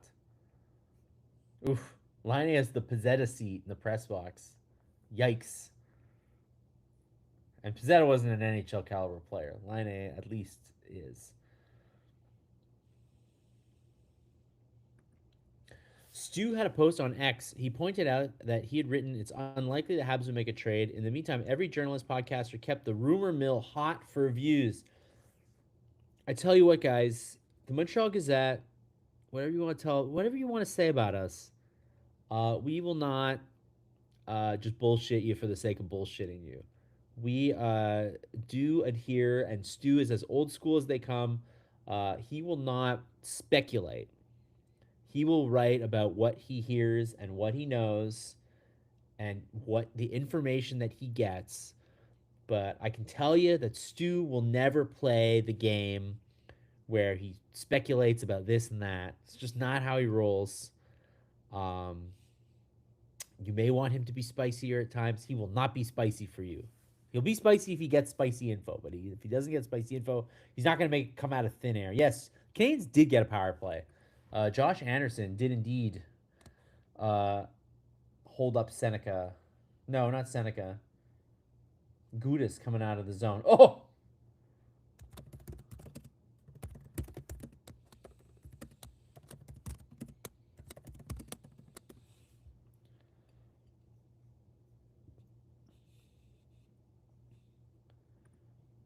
Anderson just hammered Gudis. That was great. If Jack only signs a 1-year contract this summer, we should be worried. Yes, it does feel like he's going to be year to year from here on in. Tallifer says, the Habs are going to get the next one. That is true. Karen says Marinara show has been brutal for a week. That is the risk you run by having to fill many hours of time. And that did not take long.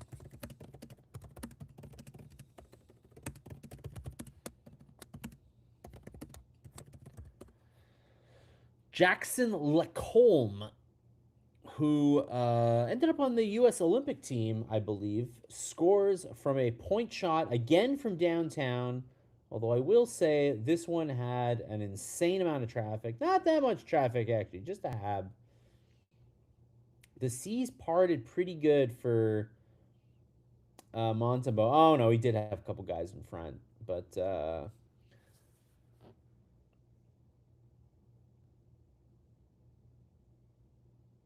So Anderson tried to one up Gudis physically, ends up in the box, and Anaheim immediately turns around and makes it 3-2. They scored, it was 12 seconds into the power play.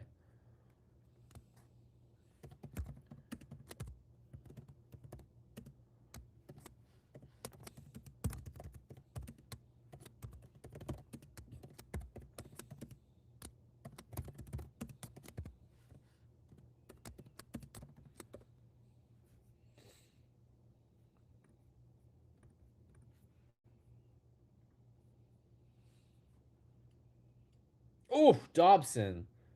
Wired. He really came in like top of the circle and wired one, but man, did he miss by a half decent amount. Oh, we got some lines here. Wait.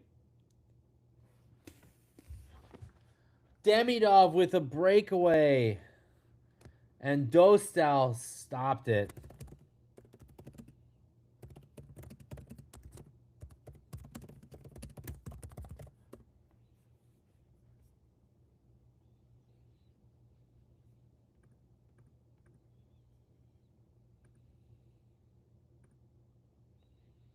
Man, that was a nice breakaway by Demidov, but Dostal had it.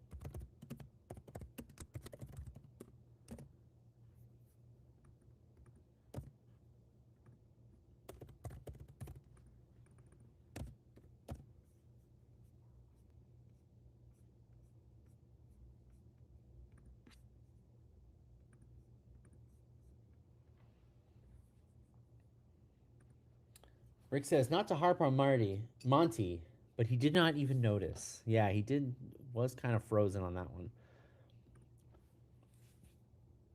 Big save by Dostal. I wish I knew what big saves were, but Monty just can't handle those unscreened shots from 80 feet away. He was partially screened on that one, but I get what you're saying. But that was a big save by Dostal. That was a good one.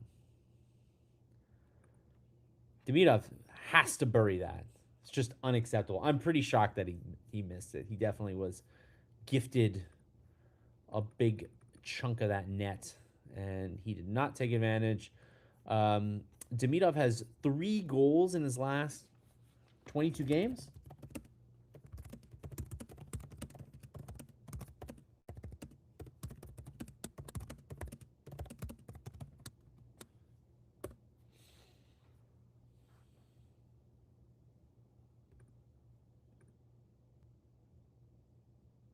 That's how it is. It's 3 in his last 22, I believe, after the San Jose one, because it was 2 in 21, and now it's 3 in 22, I believe, because he scored in that game. I believe it's 3 in his last 22. If I'm off, I'm off by a goal. It's not like life and death here, but what do you think? Do you think Demidov has slowed down here? I mean, he's having a good year. Don't get me wrong. He's still gonna have like a 70-point rookie season, but definitely feel like he's slowed down a little bit. Arminio, hi Arminio, by the way, welcome back. Barring a miracle, I think Monty is done after this year. I think if this continues, they will definitely have to something. Demidov has definitely slammed into a brick wall. Damn, that's harsh. He's got 3 shots tonight, apparently. Okay, let's watch this replay. How? Ah, he had him totally beat. Totally beat. Backhand, forehand. And Dostal's leg is in the net, but he still just kept it out. Man, if Demidov could have lifted that puck just a little bit. Saturday night on a Friday. Good idea. Yeah, I like this Friday night game. Got my little beverage here. Needs a refill actually.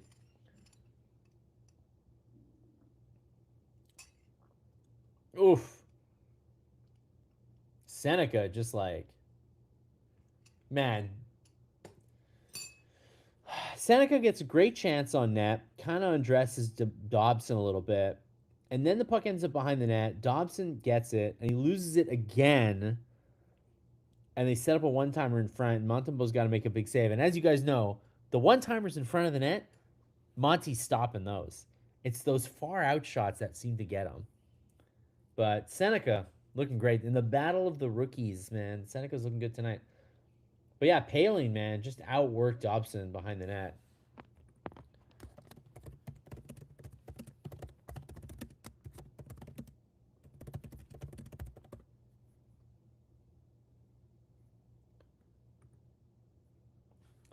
Orange Julep. No. This is a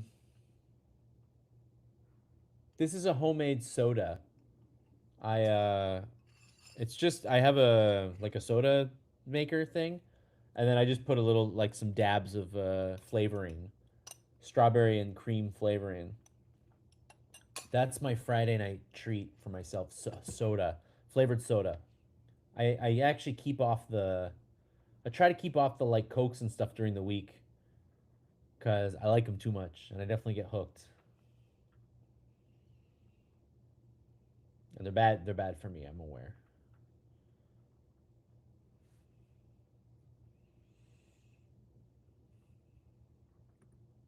Two big saves for Monty. Yeah, I mean, he has 19 saves tonight. Like he's not. He's given up, I think, 2 bad goals. And he just made an amazing save off Killorn. So he's up to 20 saves now.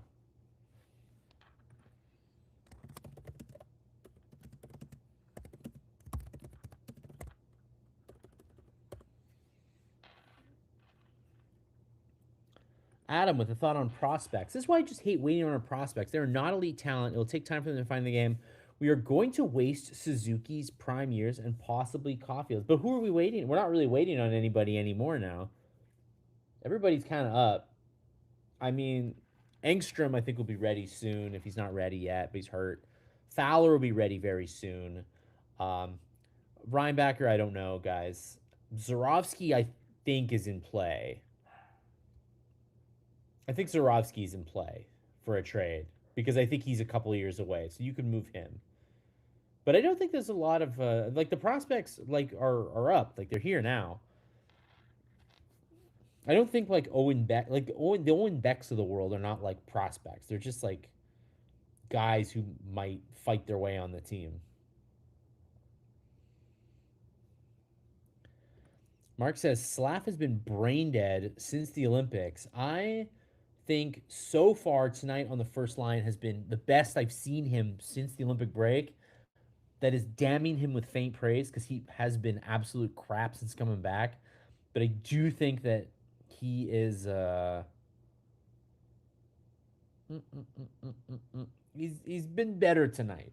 I mean, he definitely set up the 2 goals, so I can't. On defense, he's still like making weird passes. That's how I would describe Slap's play. Sometimes he just does these like backhand slap passes into the slot, and they get like very easily intercepted. And I'm just like, I don't see anyone else doing those. Only you.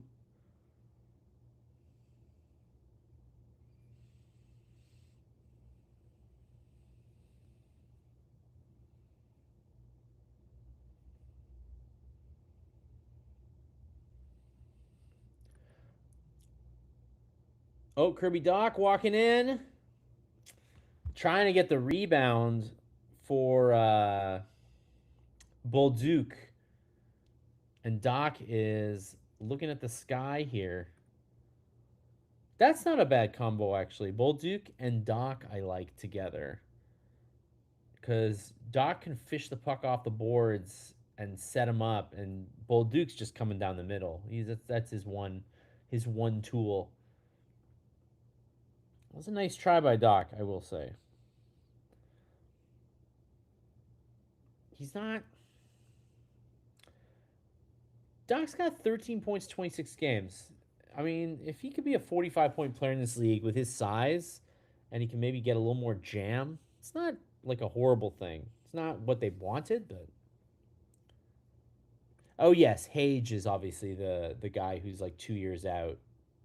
They're not going to trade him.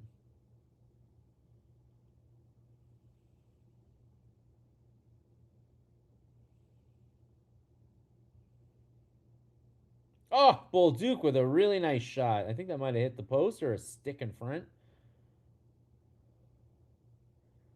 Nice shift by the Doc. Eric, what's the point difference for the Habs in standings to being out of the playoffs? It's less than 6 right now. Hold on. Uh,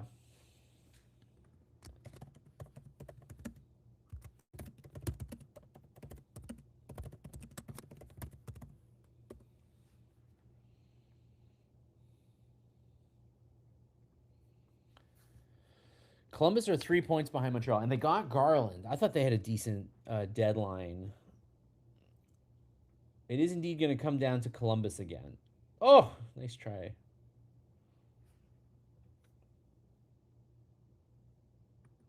Last year, Suzuki found another gear after the Four Nations. Will anyone step up this year? Someone is going to have to. Um,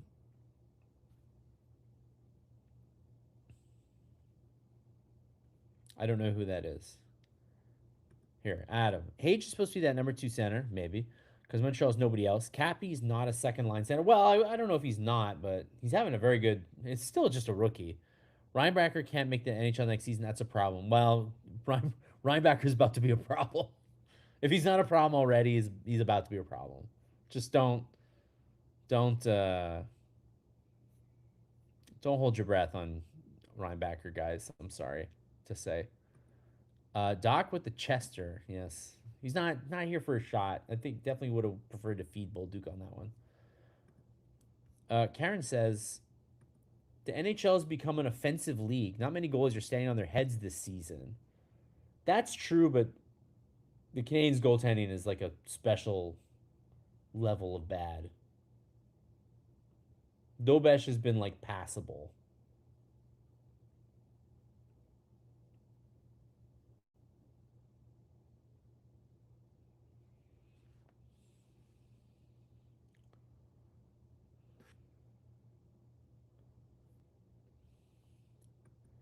And then Adam says, and they should really package Reinbacher. Yeah, but the problem is that everybody else sees what Reinbacher's doing in Laval, which is being okay and not that great. Unfortunately, I just don't think anybody's in the market to give him a nice deal. We just saw David Juracek get traded twice now. I definitely, and he was drafted higher than Reinbacher was. So it does happen with these defensemen sometimes. All right, second period over. Habs are down a goal.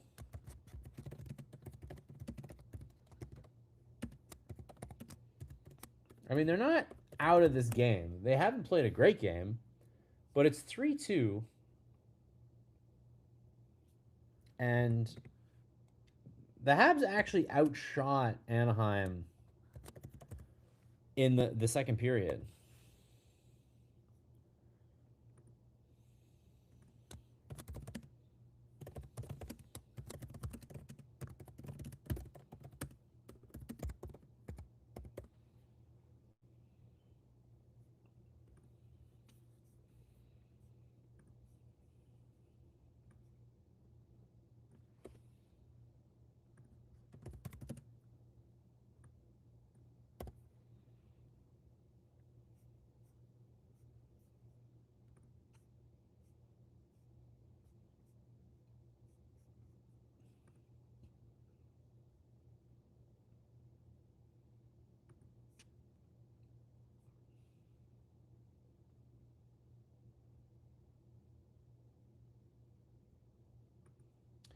Why package Reinbacher? He's actually Laval's best D man on most nights and just getting started. Is I get I don't know. That's not what I'm not hearing that so much about Reinbacher. I'm hearing him being a very like he's okay, but I don't know. Well, what the thing about Reinbacher is if he's playing well, then the Habs will keep him and hope he makes the team. And if he's not playing well, everybody else is watching and they're not going to want him anyway. So you're kind of just like just hoping that he gets healthy, really, stays healthy. Before Fowler was sent back, he had several bad games in a row. The issue wasn't goaltending; it's been outshot in the first two periods, lack of play in the bottom six. I mean, yeah, this is not the sharpest defensive team in the league, and a goalie is only going to do so much. But at the same time, I think you. What's Montembeau's save percentage this season? Is he still in the 870s or something? I mean, that's not you can't win with that. Karen says we are not trading Reinbacher. I mean, it would have been interesting if they had traded for a right-handed defenseman with like some term on it. I think that there was lots of talk about White Cloud. White Cloud made a ton of sense. Um, I don't know. And then maybe you do package Reinbacher, but they still need a right-handed defenseman, and he's the guy. He's the guy in the minors that they have a lot of faith in, or came into the season with a lot of faith in anyway. Pim says our goalies aren't having great seasons, but the Habs in general certainly don't do our goalies any favors. Yes, this is not the 1998 Devils we're watching. This Habs team is not the most sound defensively speaking, but again, I think that explains to me Dobesh's numbers a little bit, where he's playing. His wins total is quite good. Save percentage is a bit like, but to me explains that. But like Montembeau, I don't know. It just like isn't. It's just not there for him this year, and it just I don't know. Every game that he has where it looks like he's coming back, and then doesn't happen for us. But we'll see. But yeah, I am interested in knowing what you guys think of Reinbacher because what I'm hearing from the people who like watch the team pretty like a lot of dedication. They're seeing still a guy with a lot of potential, but like a guy who hasn't taken the job by the throat to like get called up, which is like for a guy of that stature, you're kind of like, like you're still kind of learning the game a little bit.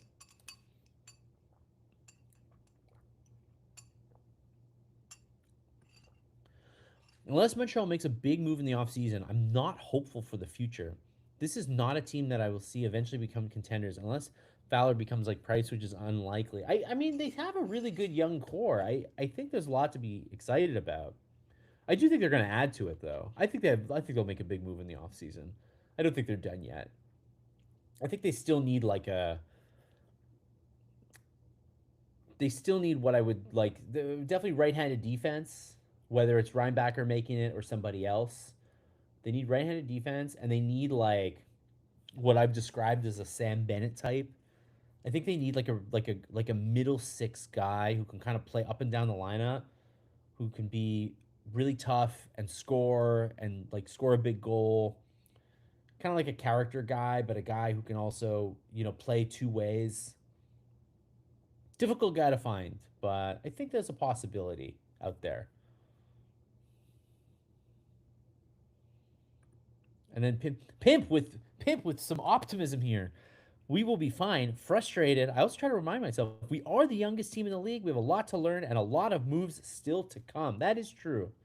You have to keep in mind also our bottom six right now has Jano, Gallagher, and Anderson making a ton of money, and they will not be after next year. Like this is the next year would be the last year, and then they either come back and make a lot less money, or they don't come back at all.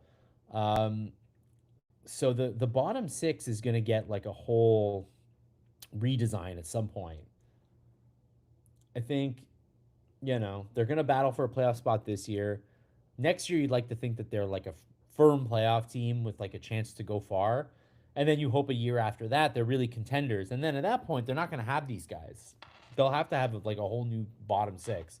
One that, maybe's got a Florian Jack guy on there, maybe got some free agents they picked up. So the team makeup still got a lot of changes to make. As Arminio says, Reinbacher doesn't have enough games under his belt. Most defensemen take longer to develop. That is true. If H comes in and becomes the next point, I'll be convinced.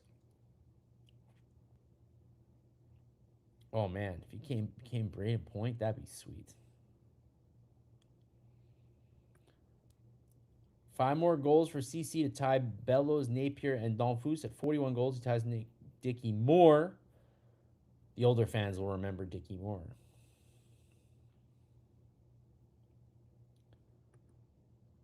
Karen, who's long been our one of our go-tos here on Laval News, says I don't actually watch them anymore because of Flow Hockey. Yes, I've heard Flow Hockey stinks, but you've heard that Reinbacher is playing great. This is right now a huge moment for Reinbacher with Engstrom hurt.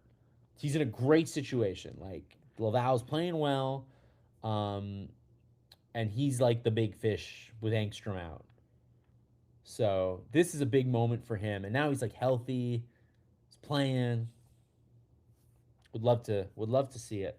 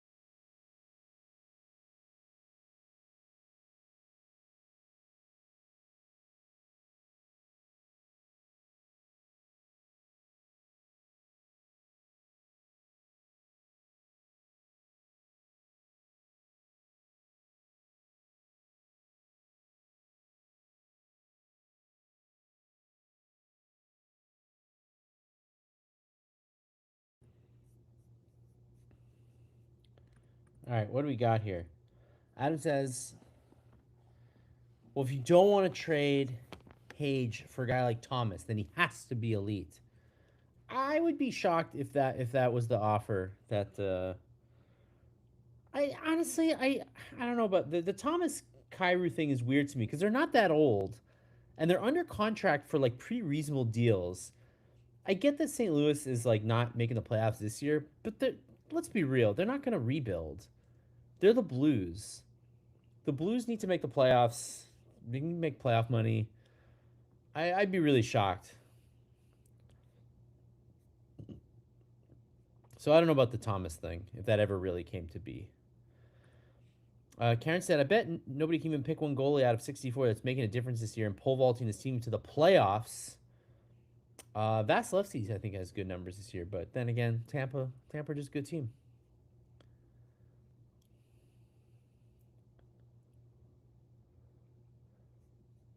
And then we got Mark here. I don't consider Reinbacher untouchable. Too injury prone, and I'd be fine if we got something in return. Hage and Fowler, though, are the untouchables. Yes, but make no mistake about the goalie, Volokin. He's recaptured his game. He should be above average goalie for the Habs.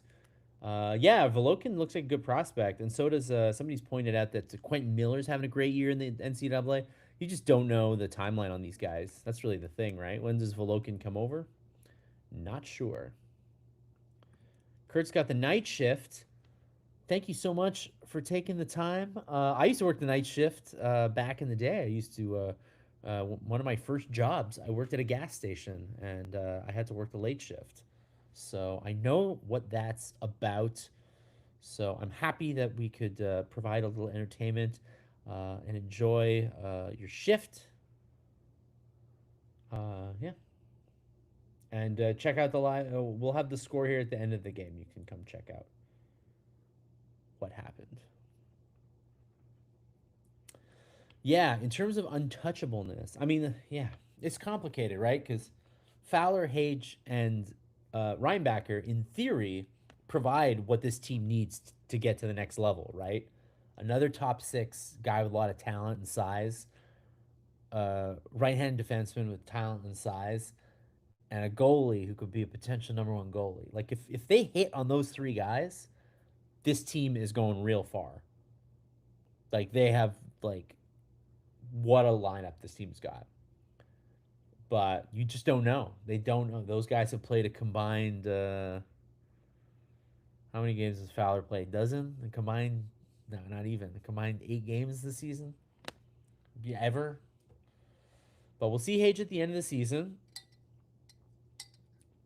He'll get in one game at the end of the year if they don't make it to the Frozen Four, and then I don't know about Reinbacher. I assume they're going to let him cook the whole season in Laval. I don't really expect them to do anything rash with him. I think they're going to take it slow.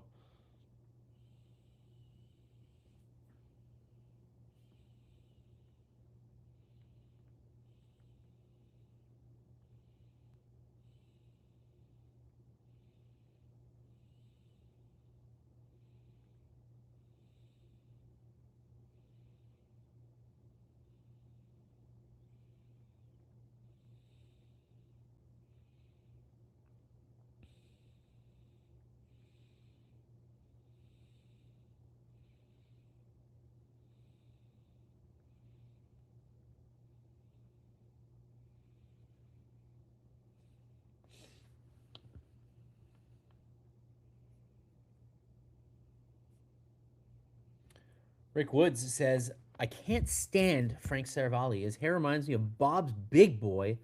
Last January, he said he wasn't convinced about Hudson for the Calder. The crazy thing, guys, about Frank Saravalli, he's considerably younger than I am.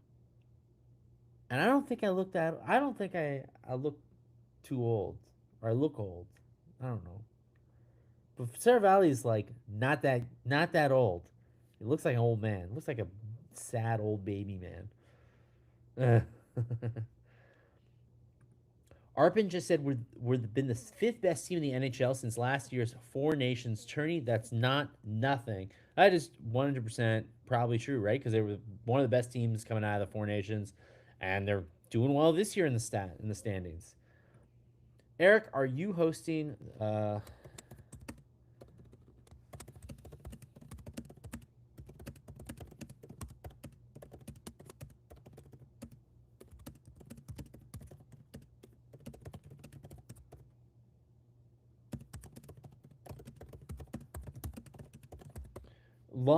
Long answer short. Yes, I'm going to be doing a live blog tomorrow. Uh,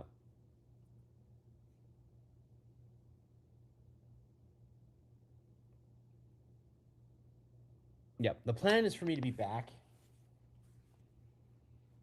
but I have a family thing during the day, so we shall see. The worry, this team could possibly become the Leafs, a great regular season team. That is the worry. It does happen. Don't know if that'll happen. Lucky says Montembeault's the worst goalie in the NHL. Karen, press refresh. I'm back. I am here.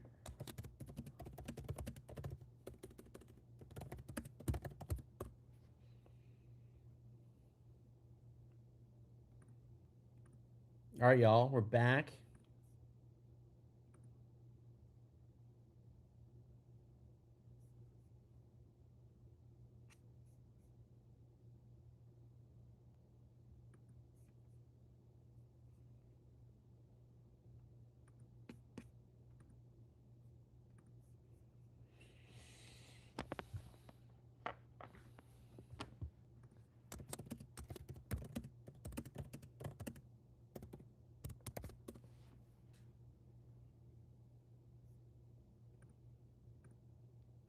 Sorry, I'm not here to slam anybody, but it's Friday night. I'm gonna be real with you guys. Frank's in his 30s, man. He is a young man. He's a young, old looking man. 2-on-1.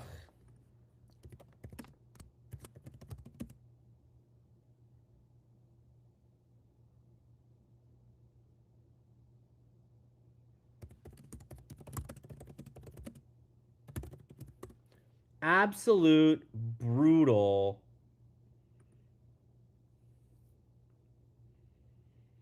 And that's Leo Carlson.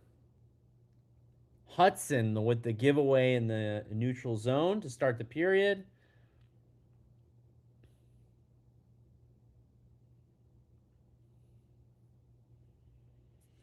Can't blame Montembeault on that one. That's a 3-on-2 with some nice passing. That's Hudson messing up on the play, and then Caulfield not able to get back in time. And we got ourselves an odd man rush, and Leo Carlson scores the empty net. But again, I will not charge it to the game on Montembeault that time.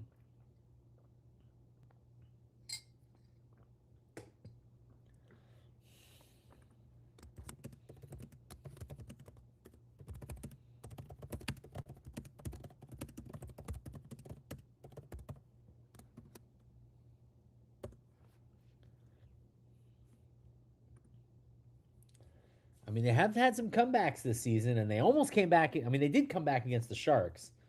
They ended up losing, but oof. Ducks are at it again.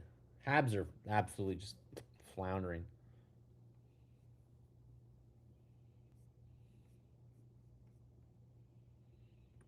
Hudson has to be better than that. These goals in the first minute, man, backbreakers, and that was definitely on Hudson. I think that one.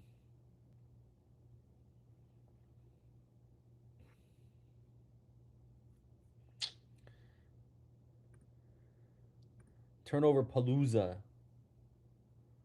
Rick says, "Hey, we need 3 to win." Michael says, "MSL's boy shines again." Who's that?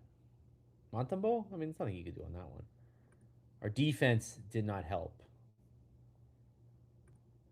Harry says, "Dreaded 2-goal lead for the Ducks."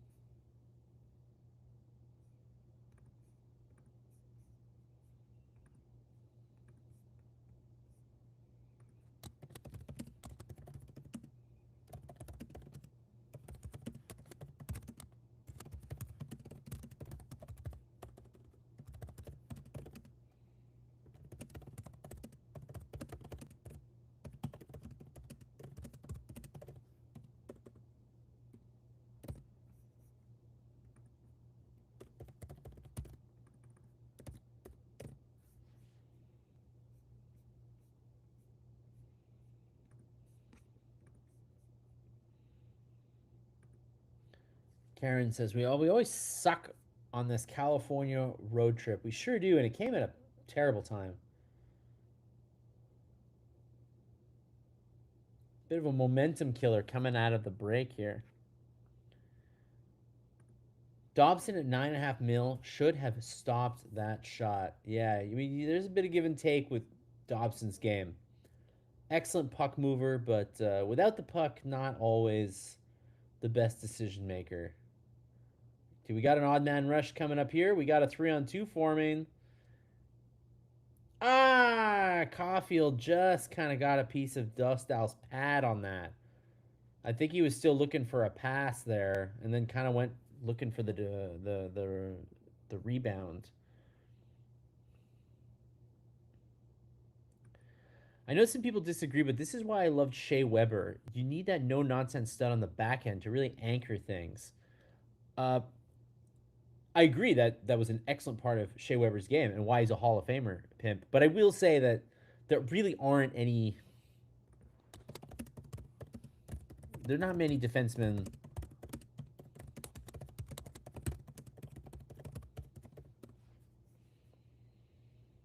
Unfortunately, there just aren't that many defensemen left who play like Shea Weber's game. It's just not a thing. Just not a big thing anymore. Unfortunately.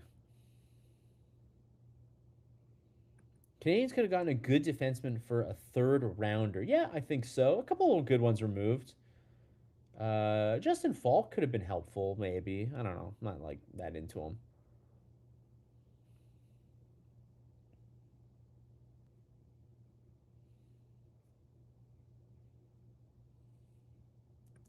How can we critique defense when a top D man doesn't defend? I know that's kind of like the give and take now you get with these like Dobson Hudson types. Like you sort of give up a little bit on defense, but they create so much offense that like it doesn't matter really. It does matter, but you know what I mean. Demidov off the rush, man. Missed that one by a mile. Is there a way that we can implant Lane Hudson's talent into Arbor Jackie's body? If only, if only. Just a full talent transplant.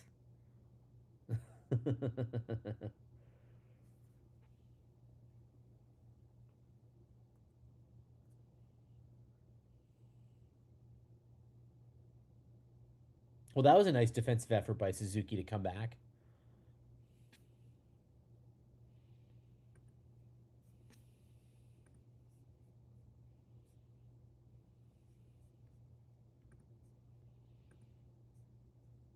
So the Ducks are up to 30 shots on goal. They lead 4-2 in the third period. It's about 13 minutes left in the game.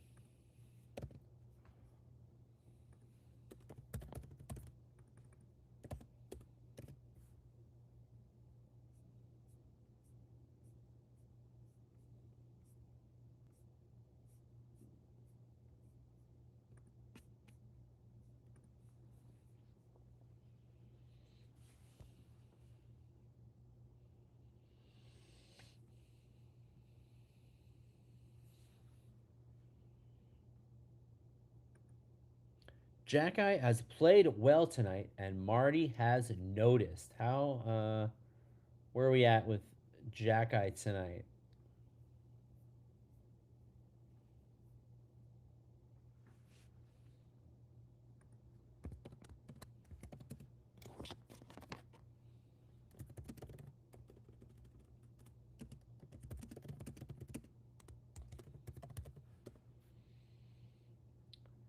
Arbor Jacki has crossed the 10:28, the 10-minute mark.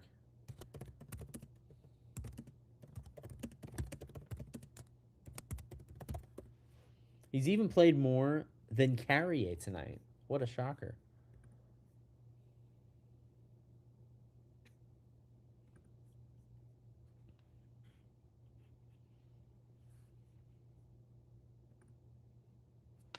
Howdy, Derek Stevens. Your first post of the night, Derek. Hello, Derek. Welcome back. We need a better defense coach. They have entrusted a first time coach in Stéphane Robida. I know we know him well.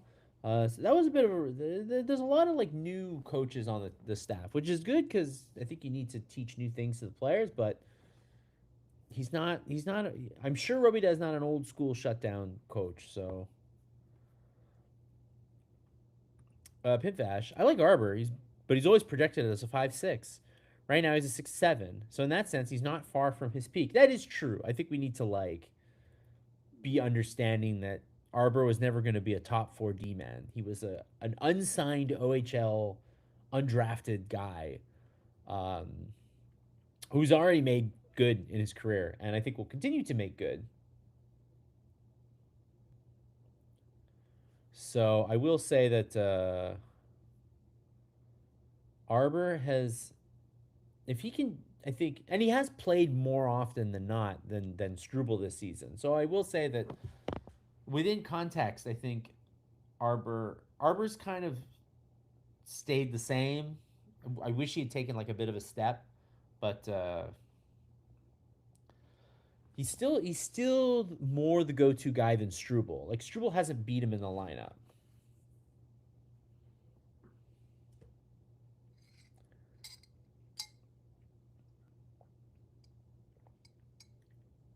Anderson coming into the zone with speed. Can he get something happening with his feet here?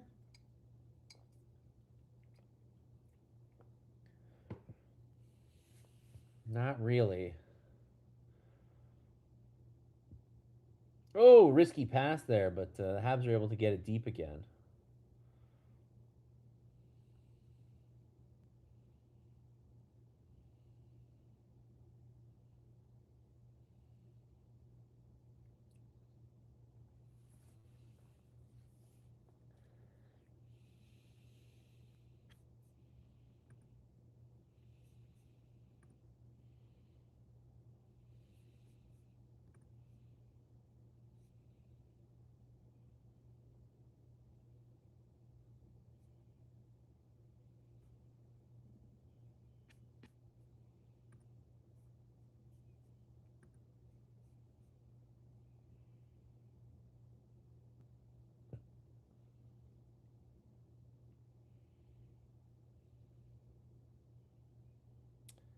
Oh, Anaheim looked like they had a really nice play forming, and then Montreal just able to swipe the puck from Lacone.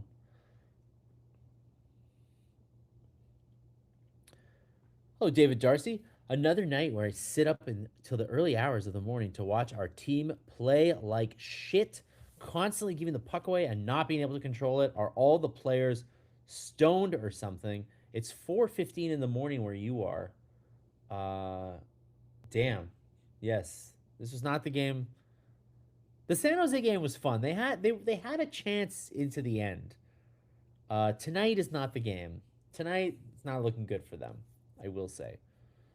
So I'm sorry that you woke up that you're up at 4:15 watching them not play very well.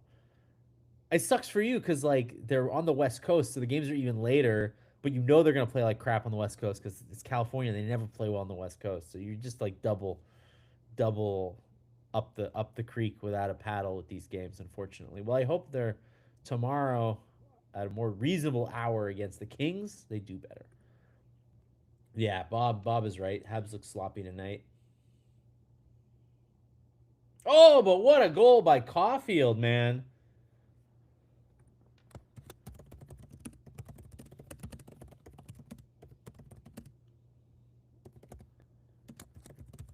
I mean, there's still 11-19 here, and it's a one-goal game. What a one-timer goal by Caulfield, man. This guy is on his way to 50, maybe. One off the draw. A little give and go with the defense.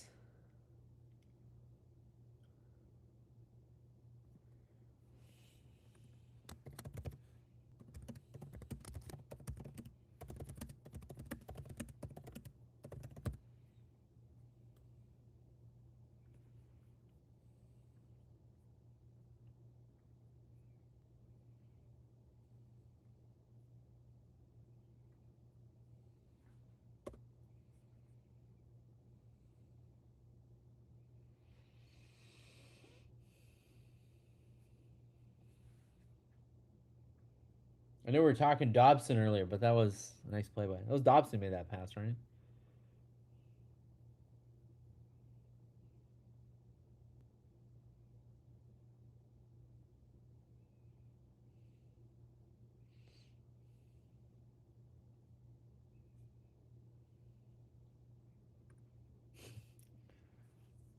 Where's T Moore? T Moore is about to. He might miss a 40-goal season from Caulfield. He's well on his way. Oh no, 2-on-1 Anaheim. But then they leave the trailer open, and Don Montebo made two amazing saves. Freaking Montebo, man. Is he going to have like this great third period that's going to make you believe again? I don't know.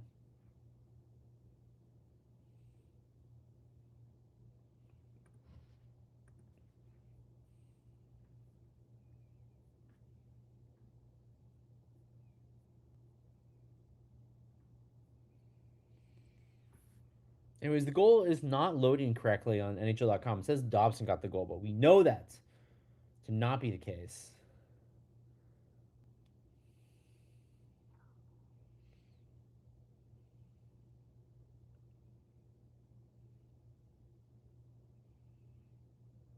Yeah, nice play, Montebo behind the net. Get the puck to Hudson and avoid Seneca, who's coming in fast.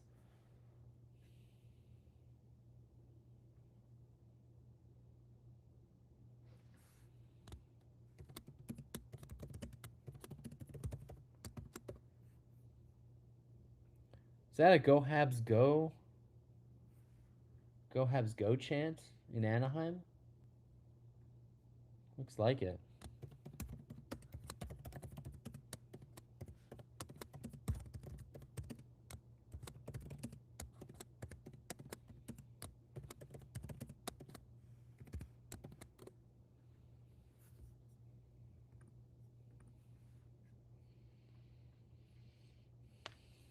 That's your goal scorer. Caulfield, 36 goals now in the season. And then Dobson up to 29 assists on the season. He's got one tonight, and then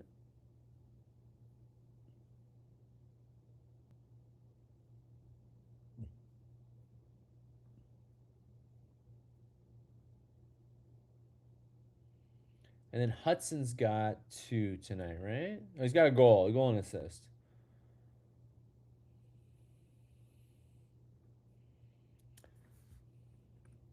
No forwards on the assist on that goal. That was a little give and go by the defense off the face-off win. Hudson had kind of dropped it for Dobson, and then Dobson went down the right side and did a pretty nice pass across to Caulfield on the goal.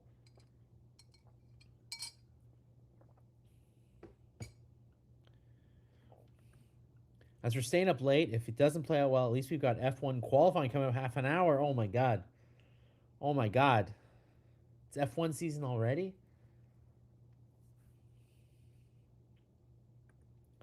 Derek says, it doesn't really matter if the Ducks get a point because they're not in our conference.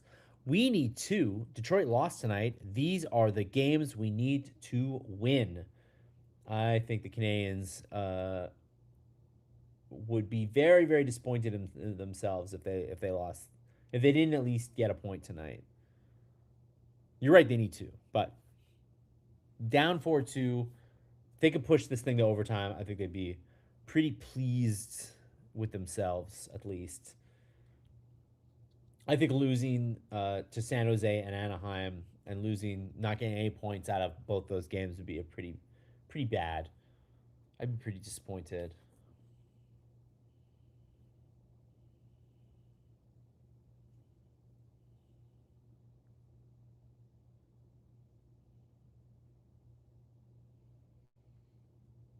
Oh, Suzuki with a shot from far. Suzuki stationary on the bouncing puck, and now we got a 2-on-1 going the other way. Nice play by Dobson, though. Dobson coming back.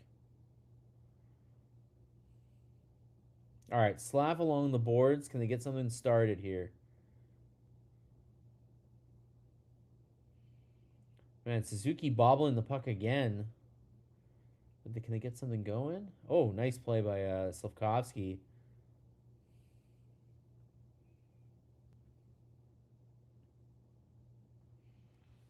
Nah, Habs are not able to get something going on that shift. But it's going to be an icing call, so they'll get another chance here.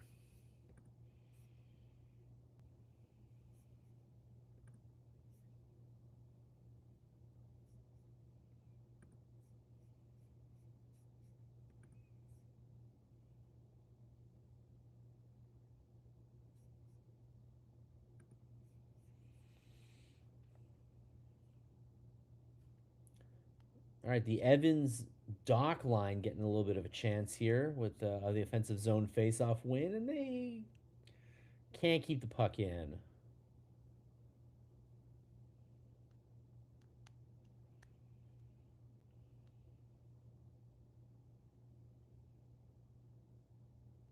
Oh, there's a chance. There's a chance.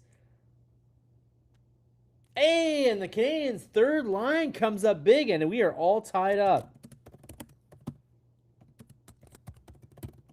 Unfreaking believable. This team is insane, guys. Are you not entertained? Come on. They were down 5-2 to the Sharks, and they came back. And now they're down 4-2 to the Ducks, and they came back. It is all tied up. Great shift by the third line here. I thought they were risking that one with the pass out to the Dock, but Evans with the pass gets deflected. And Carrier just fires. Doesn't really think too much about it. That's why you got to just shoot sometimes.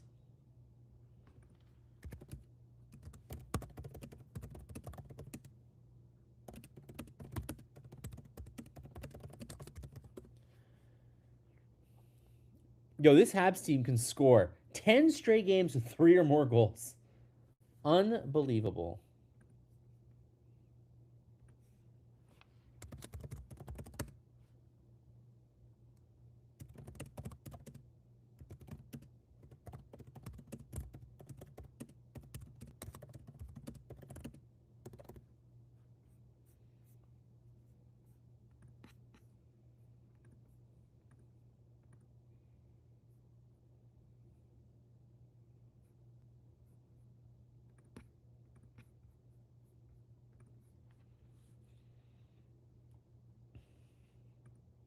So much for the insults against Carrier we've seen tonight. I know this is what happens. We criticize a guy and then he plays well, but he was pretty bad in the first period. Told you guys earlier, Monty heats up after 4 goals. I know he's had a great third period after giving up that first goal, which wasn't even really him.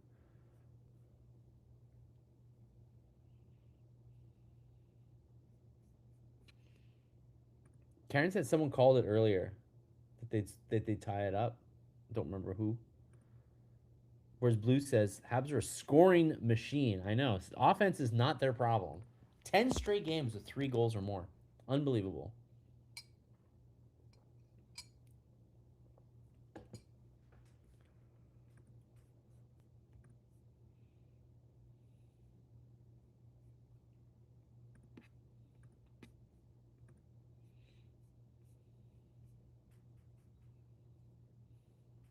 And it's 5-4. I know. I can't refuse to believe this.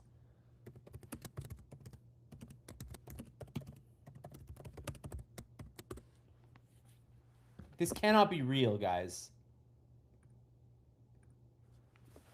Did they really just come back down 2 goals and they're up 5-4? How did this happen? Another face-off win. Mark, come back here. And then kind of like a little floater by Dobson. Dobson from the circle. Did Caulfield might have touched it? I'm not so sure.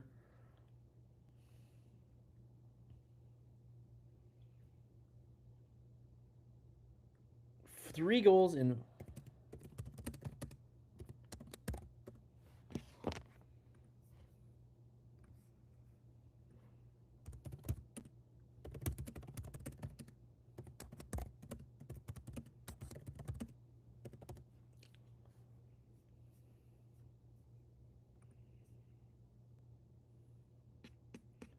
Unfreaking believable.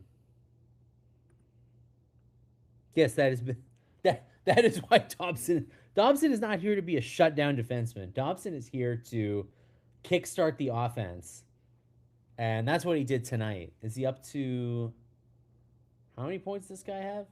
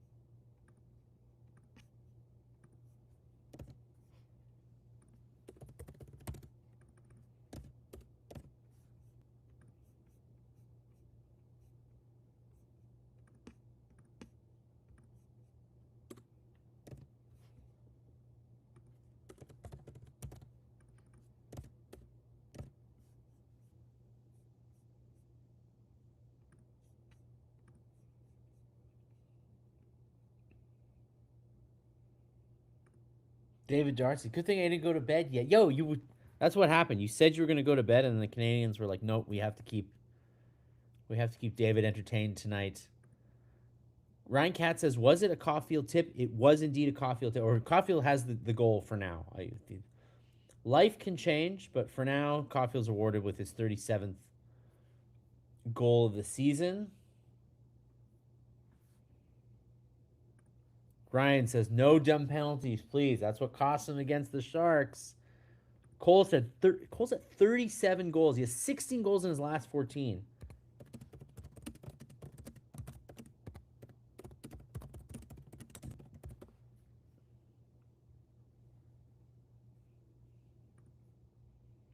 Red hot, man. Adam Carter asks, why they always play like this when they're trailing? Why can't they just play like this from the beginning? I know. Why they got to poke the bear before they play well? Why can't they just be the bear from the start?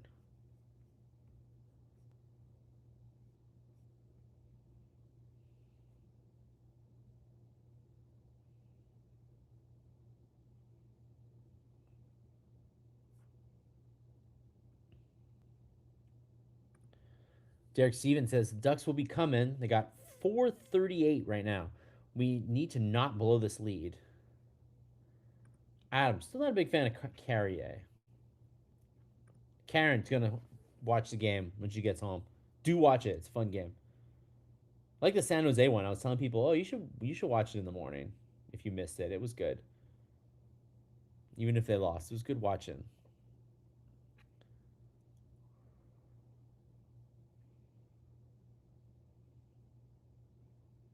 All right, there's 4 minutes to go. 4:04 to go in this one. And the Habs are up a goal. Unfreaking freaking believable. They were down 4-2. We were all feeling pretty negative about how the Habs have been playing, justifiably so. And they stormed back 3 goals in 4:23. Caulfield had 2 of them. Carrier had the middle one. Unbelievable. Unfreaking believable turn of events in this game. This team can light them up like very few others in this league. They are the Montreal Canadiens are an elite goal scoring team. Think about that. Yeah, Cole's Mr. Saturday night, but he's Mr. Friday night tonight. I guess it's Saturday. Oh, no, it's not Saturday yet. 27 minutes. Habs Absolute Hockey. Hey, welcome back. Caulfield has 37 goals, tied with his most. And he's got to be close to, like, the league lead, too, eh? He's getting up there.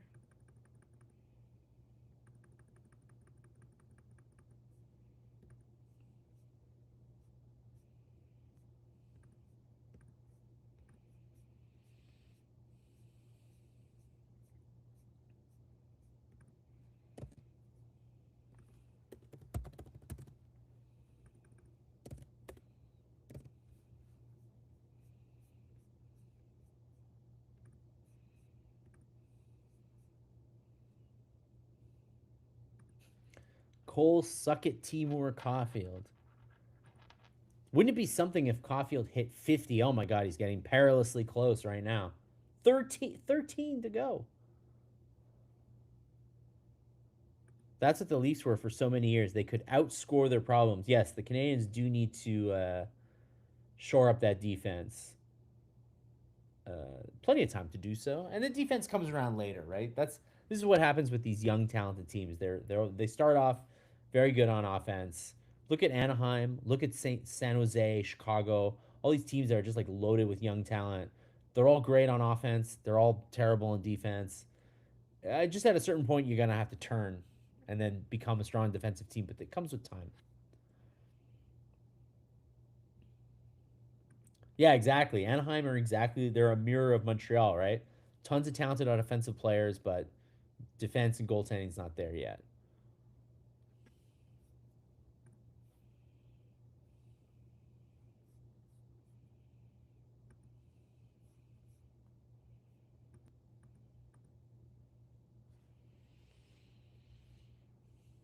I mean, it's 2:32. The Ducks are they're holding the puck in their zone. They're taking their time. They're not playing super aggressive right now.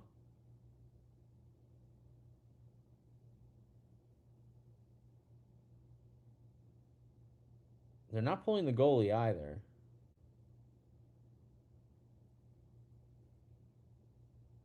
And now Dano and Evans are just like really stymieing Anaheim from getting the puck out of their zone.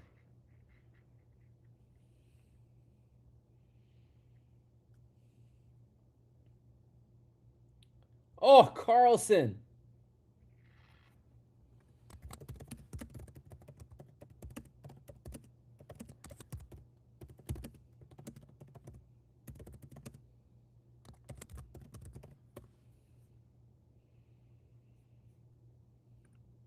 I gotta admit, guys, that was a great move by Carrier on Carlson. Oh, nice pass, blocked the pass, and then the Anaheim player still like kind of had a chance there. That could have been risky. Great clear by Dano here. We've got a minute 15 to go. The net is pulled.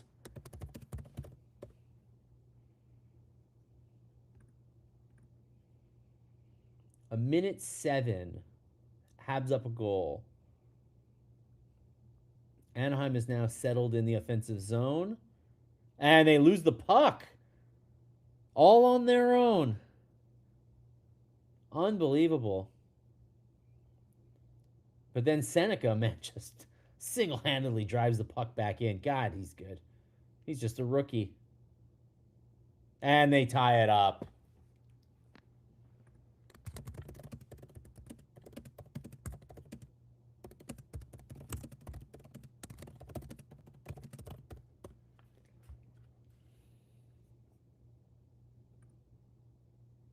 Another point shot. Chris Kreider with the deflection in front. There's tons of traffic in front. Montembeault gets real small in his net. And the deflection goes in. And we are tied up.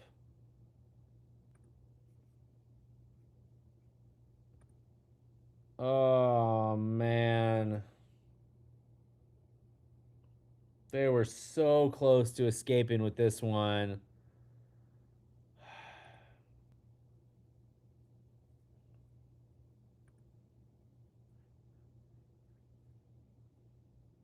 You could see it on Montembeault's face. He knew he. I mean, it's a deflection in front. It's hard, but like, God, these keep happening. At a certain point, you just got to play big in your net, not just like crumple up a little bit.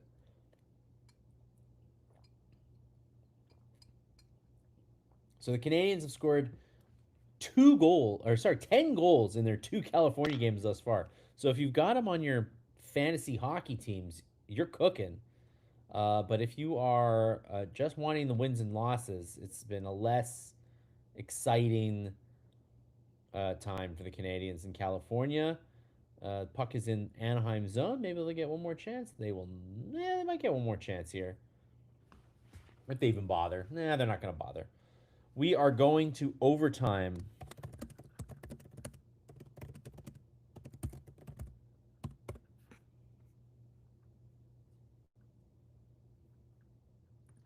Wow, interesting stat from Pimfesh. 11th goal given up 6 on 5. And that leads the NHL. That does not surprise me that much. Oh, Al just came in to see the goal from work. To see the goal.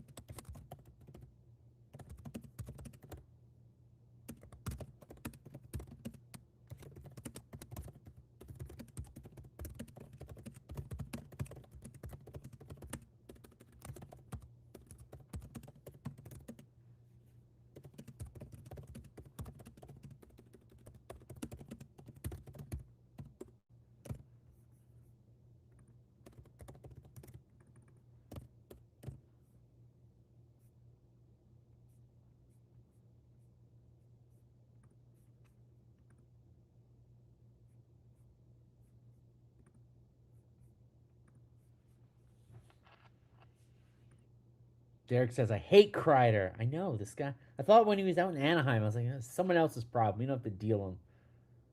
We don't have to deal with him anymore. Huge point being down 2 in the third. Hey, this is better than the San Jose game, where they definitely should have gotten a point and they did not get a point. It's a huge point, but we need 2, Ryan says. Al, literally 3 seconds after I turn on the game. Damn. Herminio says, they need a closer. They need Mariano Rivera in this thing. Close out some games. They worked on closing out games in practice. I guess they have to work harder. Karen says, we all hate Kreider. David says, Kreider's a prick. We'll never forget Carey's the slide into Carey. No, we definitely won't. Another Montembeault special. Ryan's glad for the point. David said, hey, at least I saw the point. And hopefully a second point.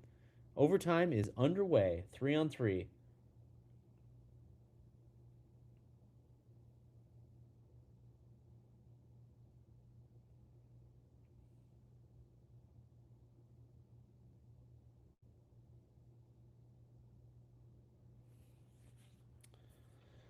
Well, the Canadians have the puck. They're going to start from the back end here.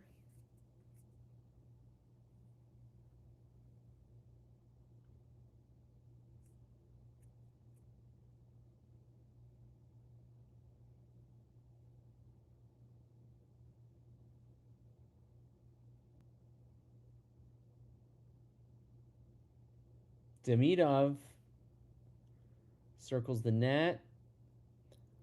I mean, Habs are pretty content to stay on the outside here. I don't think they're going to be. They're not going to risk a bad move, but they're definitely running out of time here. And there you go. Oh, nice steal. Oh, Demidov gets robbed.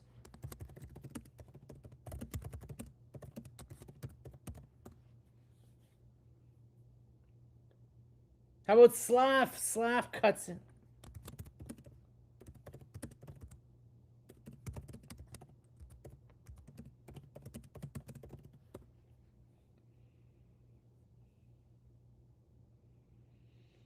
Man, Demidov and Slavkovsky both robbed here in OT.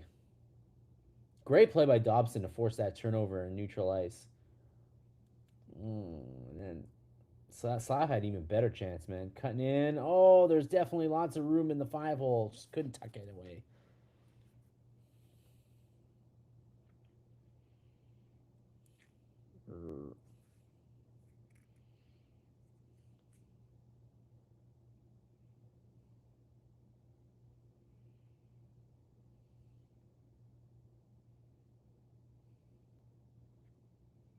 Oh, I thought Matheson's stick broke again. No, he just fanned on it this time. But if Matheson's stick had broken, I would have been pissed.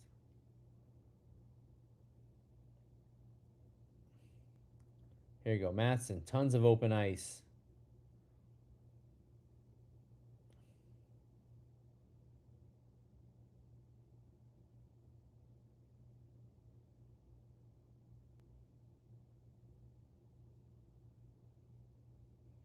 Slavkovsky with a nice chance, but deflects out and hits the protector. So we're going to get another whistle here.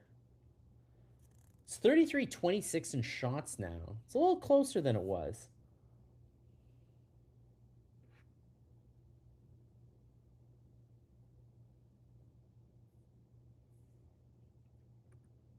How is Dostal doing? Dostal's a very good goalie. He's had a bad night, but he's a good goalie.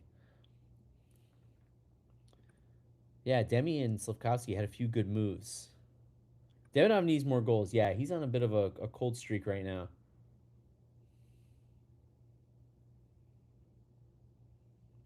All right, Suzuki and Caulfield are back on in the offensive zone. Let's see if they can get something going with Hudson. Oh my God, Hudson. Can he get the puck to Suzuki? Cannot. There's definitely lots of room to drop the puck back, and now Anaheim's got a chance to come down the ice.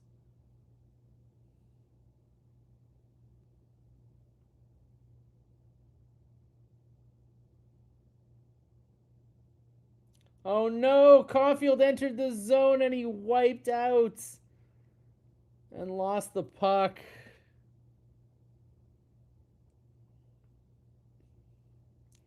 How about Seneca? Can he be the hero for Anaheim? No, he gets his pocket picked. And then Anaheim trips their guy.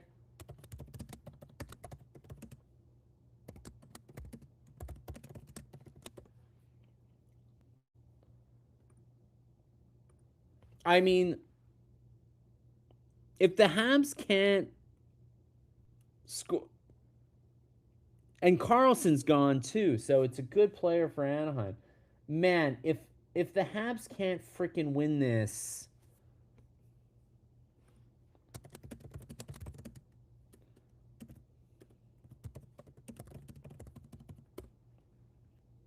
the Habs can't win this now.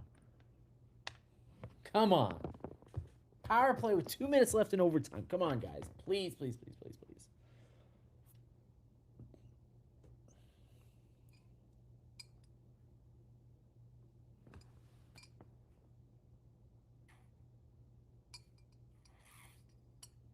Paling, man.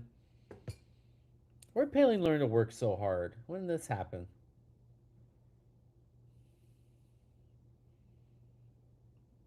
And up. Offside, man.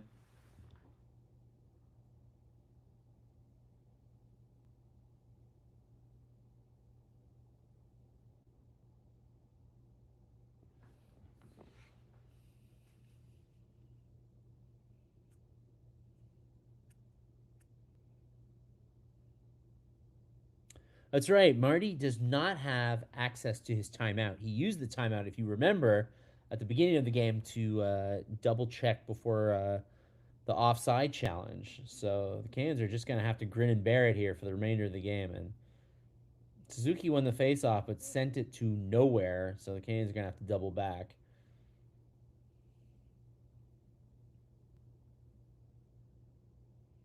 All right, they're in the zone. All right, now they're spreading out.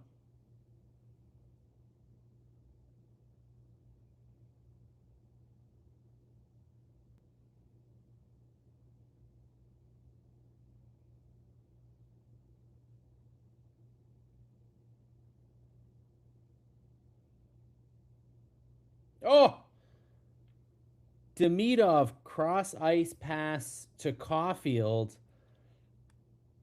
And Caulfield, I don't think he necessarily got a full piece of it, but he definitely got enough of it. And then Dostow, great save coming around, though. But they've got to get the goalie moving here. That was a good try. Hey, I mean, I think the shot was in the right spot. Just Dostow was able to get to the posts.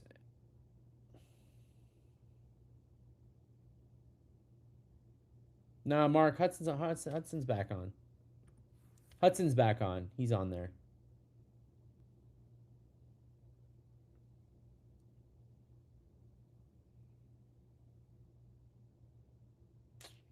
Nice try by Suzuki. And we're going to have 35 seconds or so. One more chance here for the Habs to get a rush here. Okay, they're in.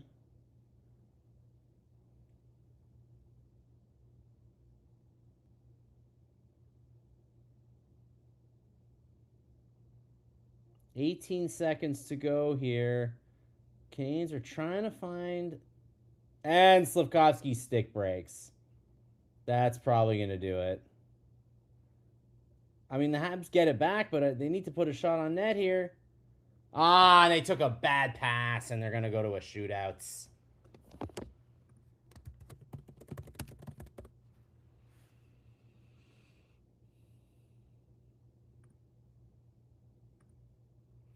Slav's stick explodes. Then they kind of made a bad pass there at the end. And we're going to go to a shootout.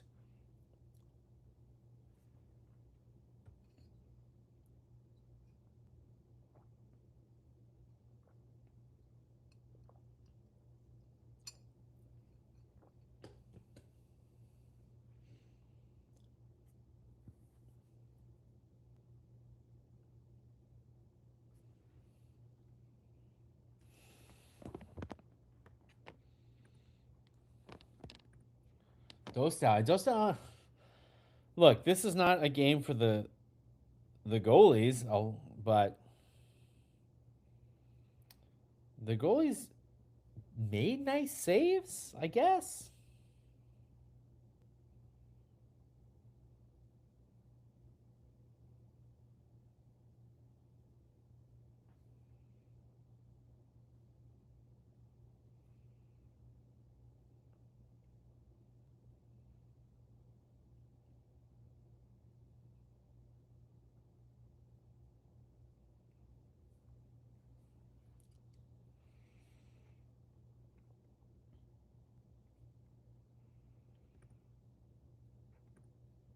Not even a shot on net in the last 30 seconds of the power play.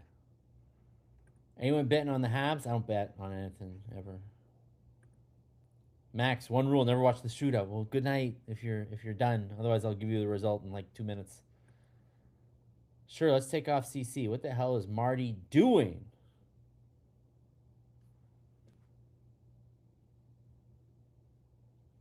Carlson does not score on Monty.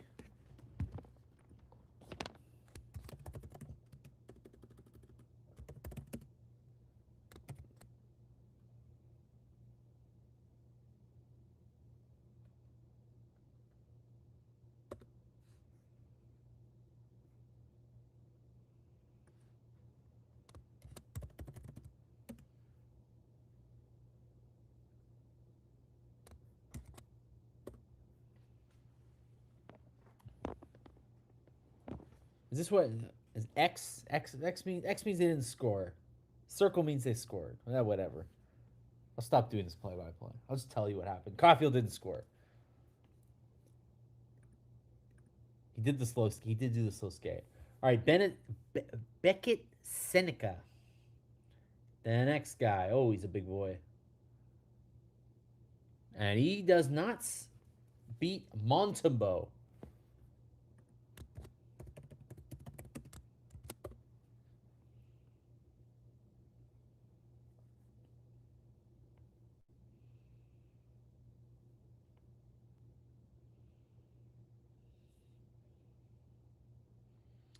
Suzuki, who was once a very good player on the shootout, is now 0 for 4 on the season. Can he get one? Go a little faster, my dude. There you go. A little bit more speed. That ain't going to do it. Nope.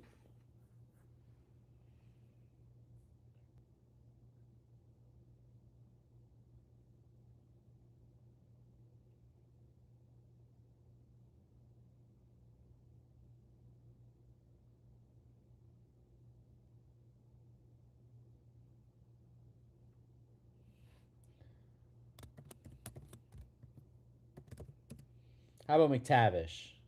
Very slow. That was an annoying. He stopped moving. Screw you, buddy. I agree. I want to see Demidov out here. I know. Colin, McTavish, Colin and Suzuki should just walk in there. Hey, Kirby Doc, I like it. That's it. The last shot here before a sudden death shootout. Come on, Kirby Doc. Doc should be good. Big guy. Come on. Get in there. No, Doc can't do it.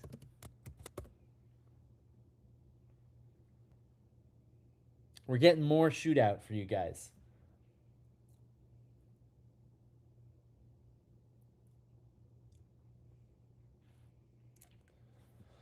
Oh, boy. Cutter Gauthier. How about a cutter? And he scores.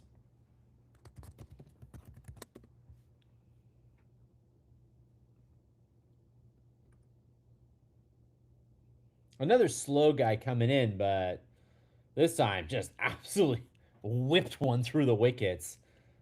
Made Montembeault look very foolish on that one. Demidov, it's all up to Demidov here.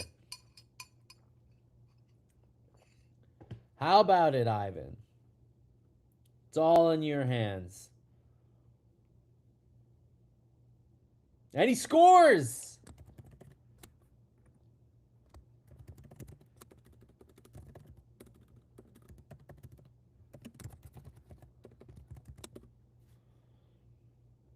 The one guy who doesn't go backhand goes forehand, and he beats him. We are going to keep going. Chris Kreider. Come on, Chris. I don't want Chris Kreider in this game. Ugh. Nope. Chris Kreider stopped.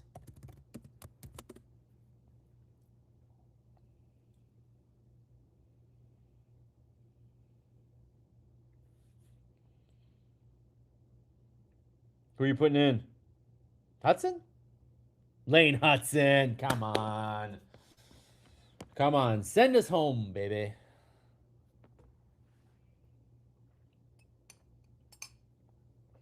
How about it? Poke checked.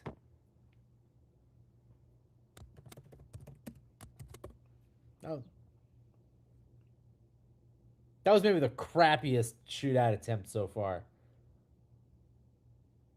Take a shot, Lane. Oh my god.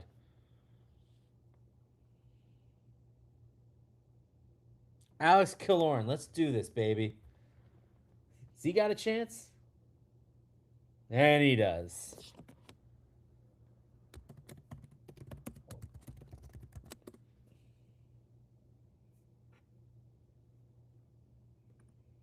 David, they don't want you to go to sleep. They want you to have Habs on the brain 24/7. This is the goal. Oliver Kapanen. Can he keep this going? He cannot.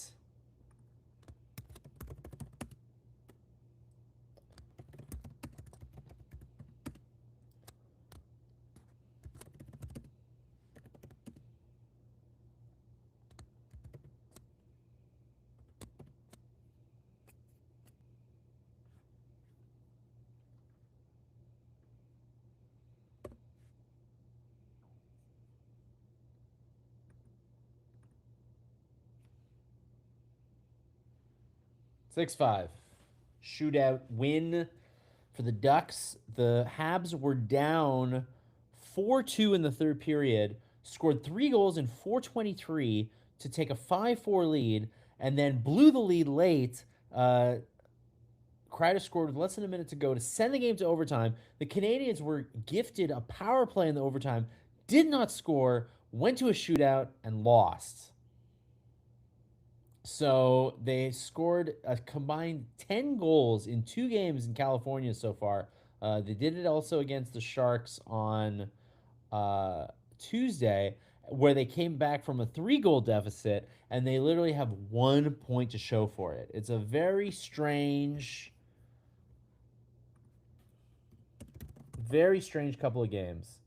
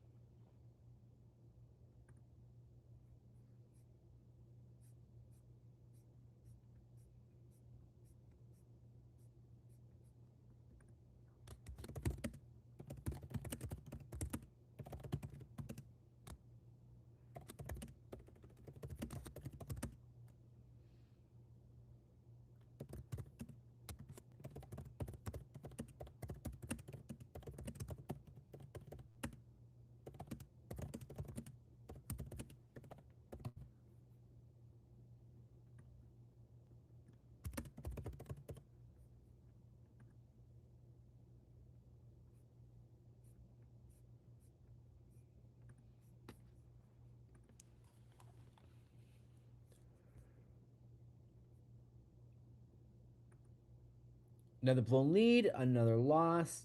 David says, good night, good night. Karen is sad. Good night as well. Uh, Derek says we got to hold down to these three period leads. They sure do. I like this take. Hold on, from Rick. Habs should have won one of these 2 games handily. It's why Hugo stayed pat in trades. Why trade for one when you need at least 4 more? Oh, too many chances, Pimp says. Ryan says they got a point, but lost the skills competition.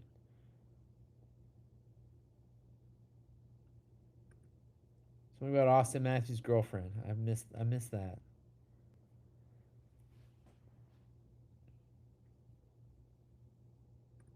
This loss is not entirely on Monty.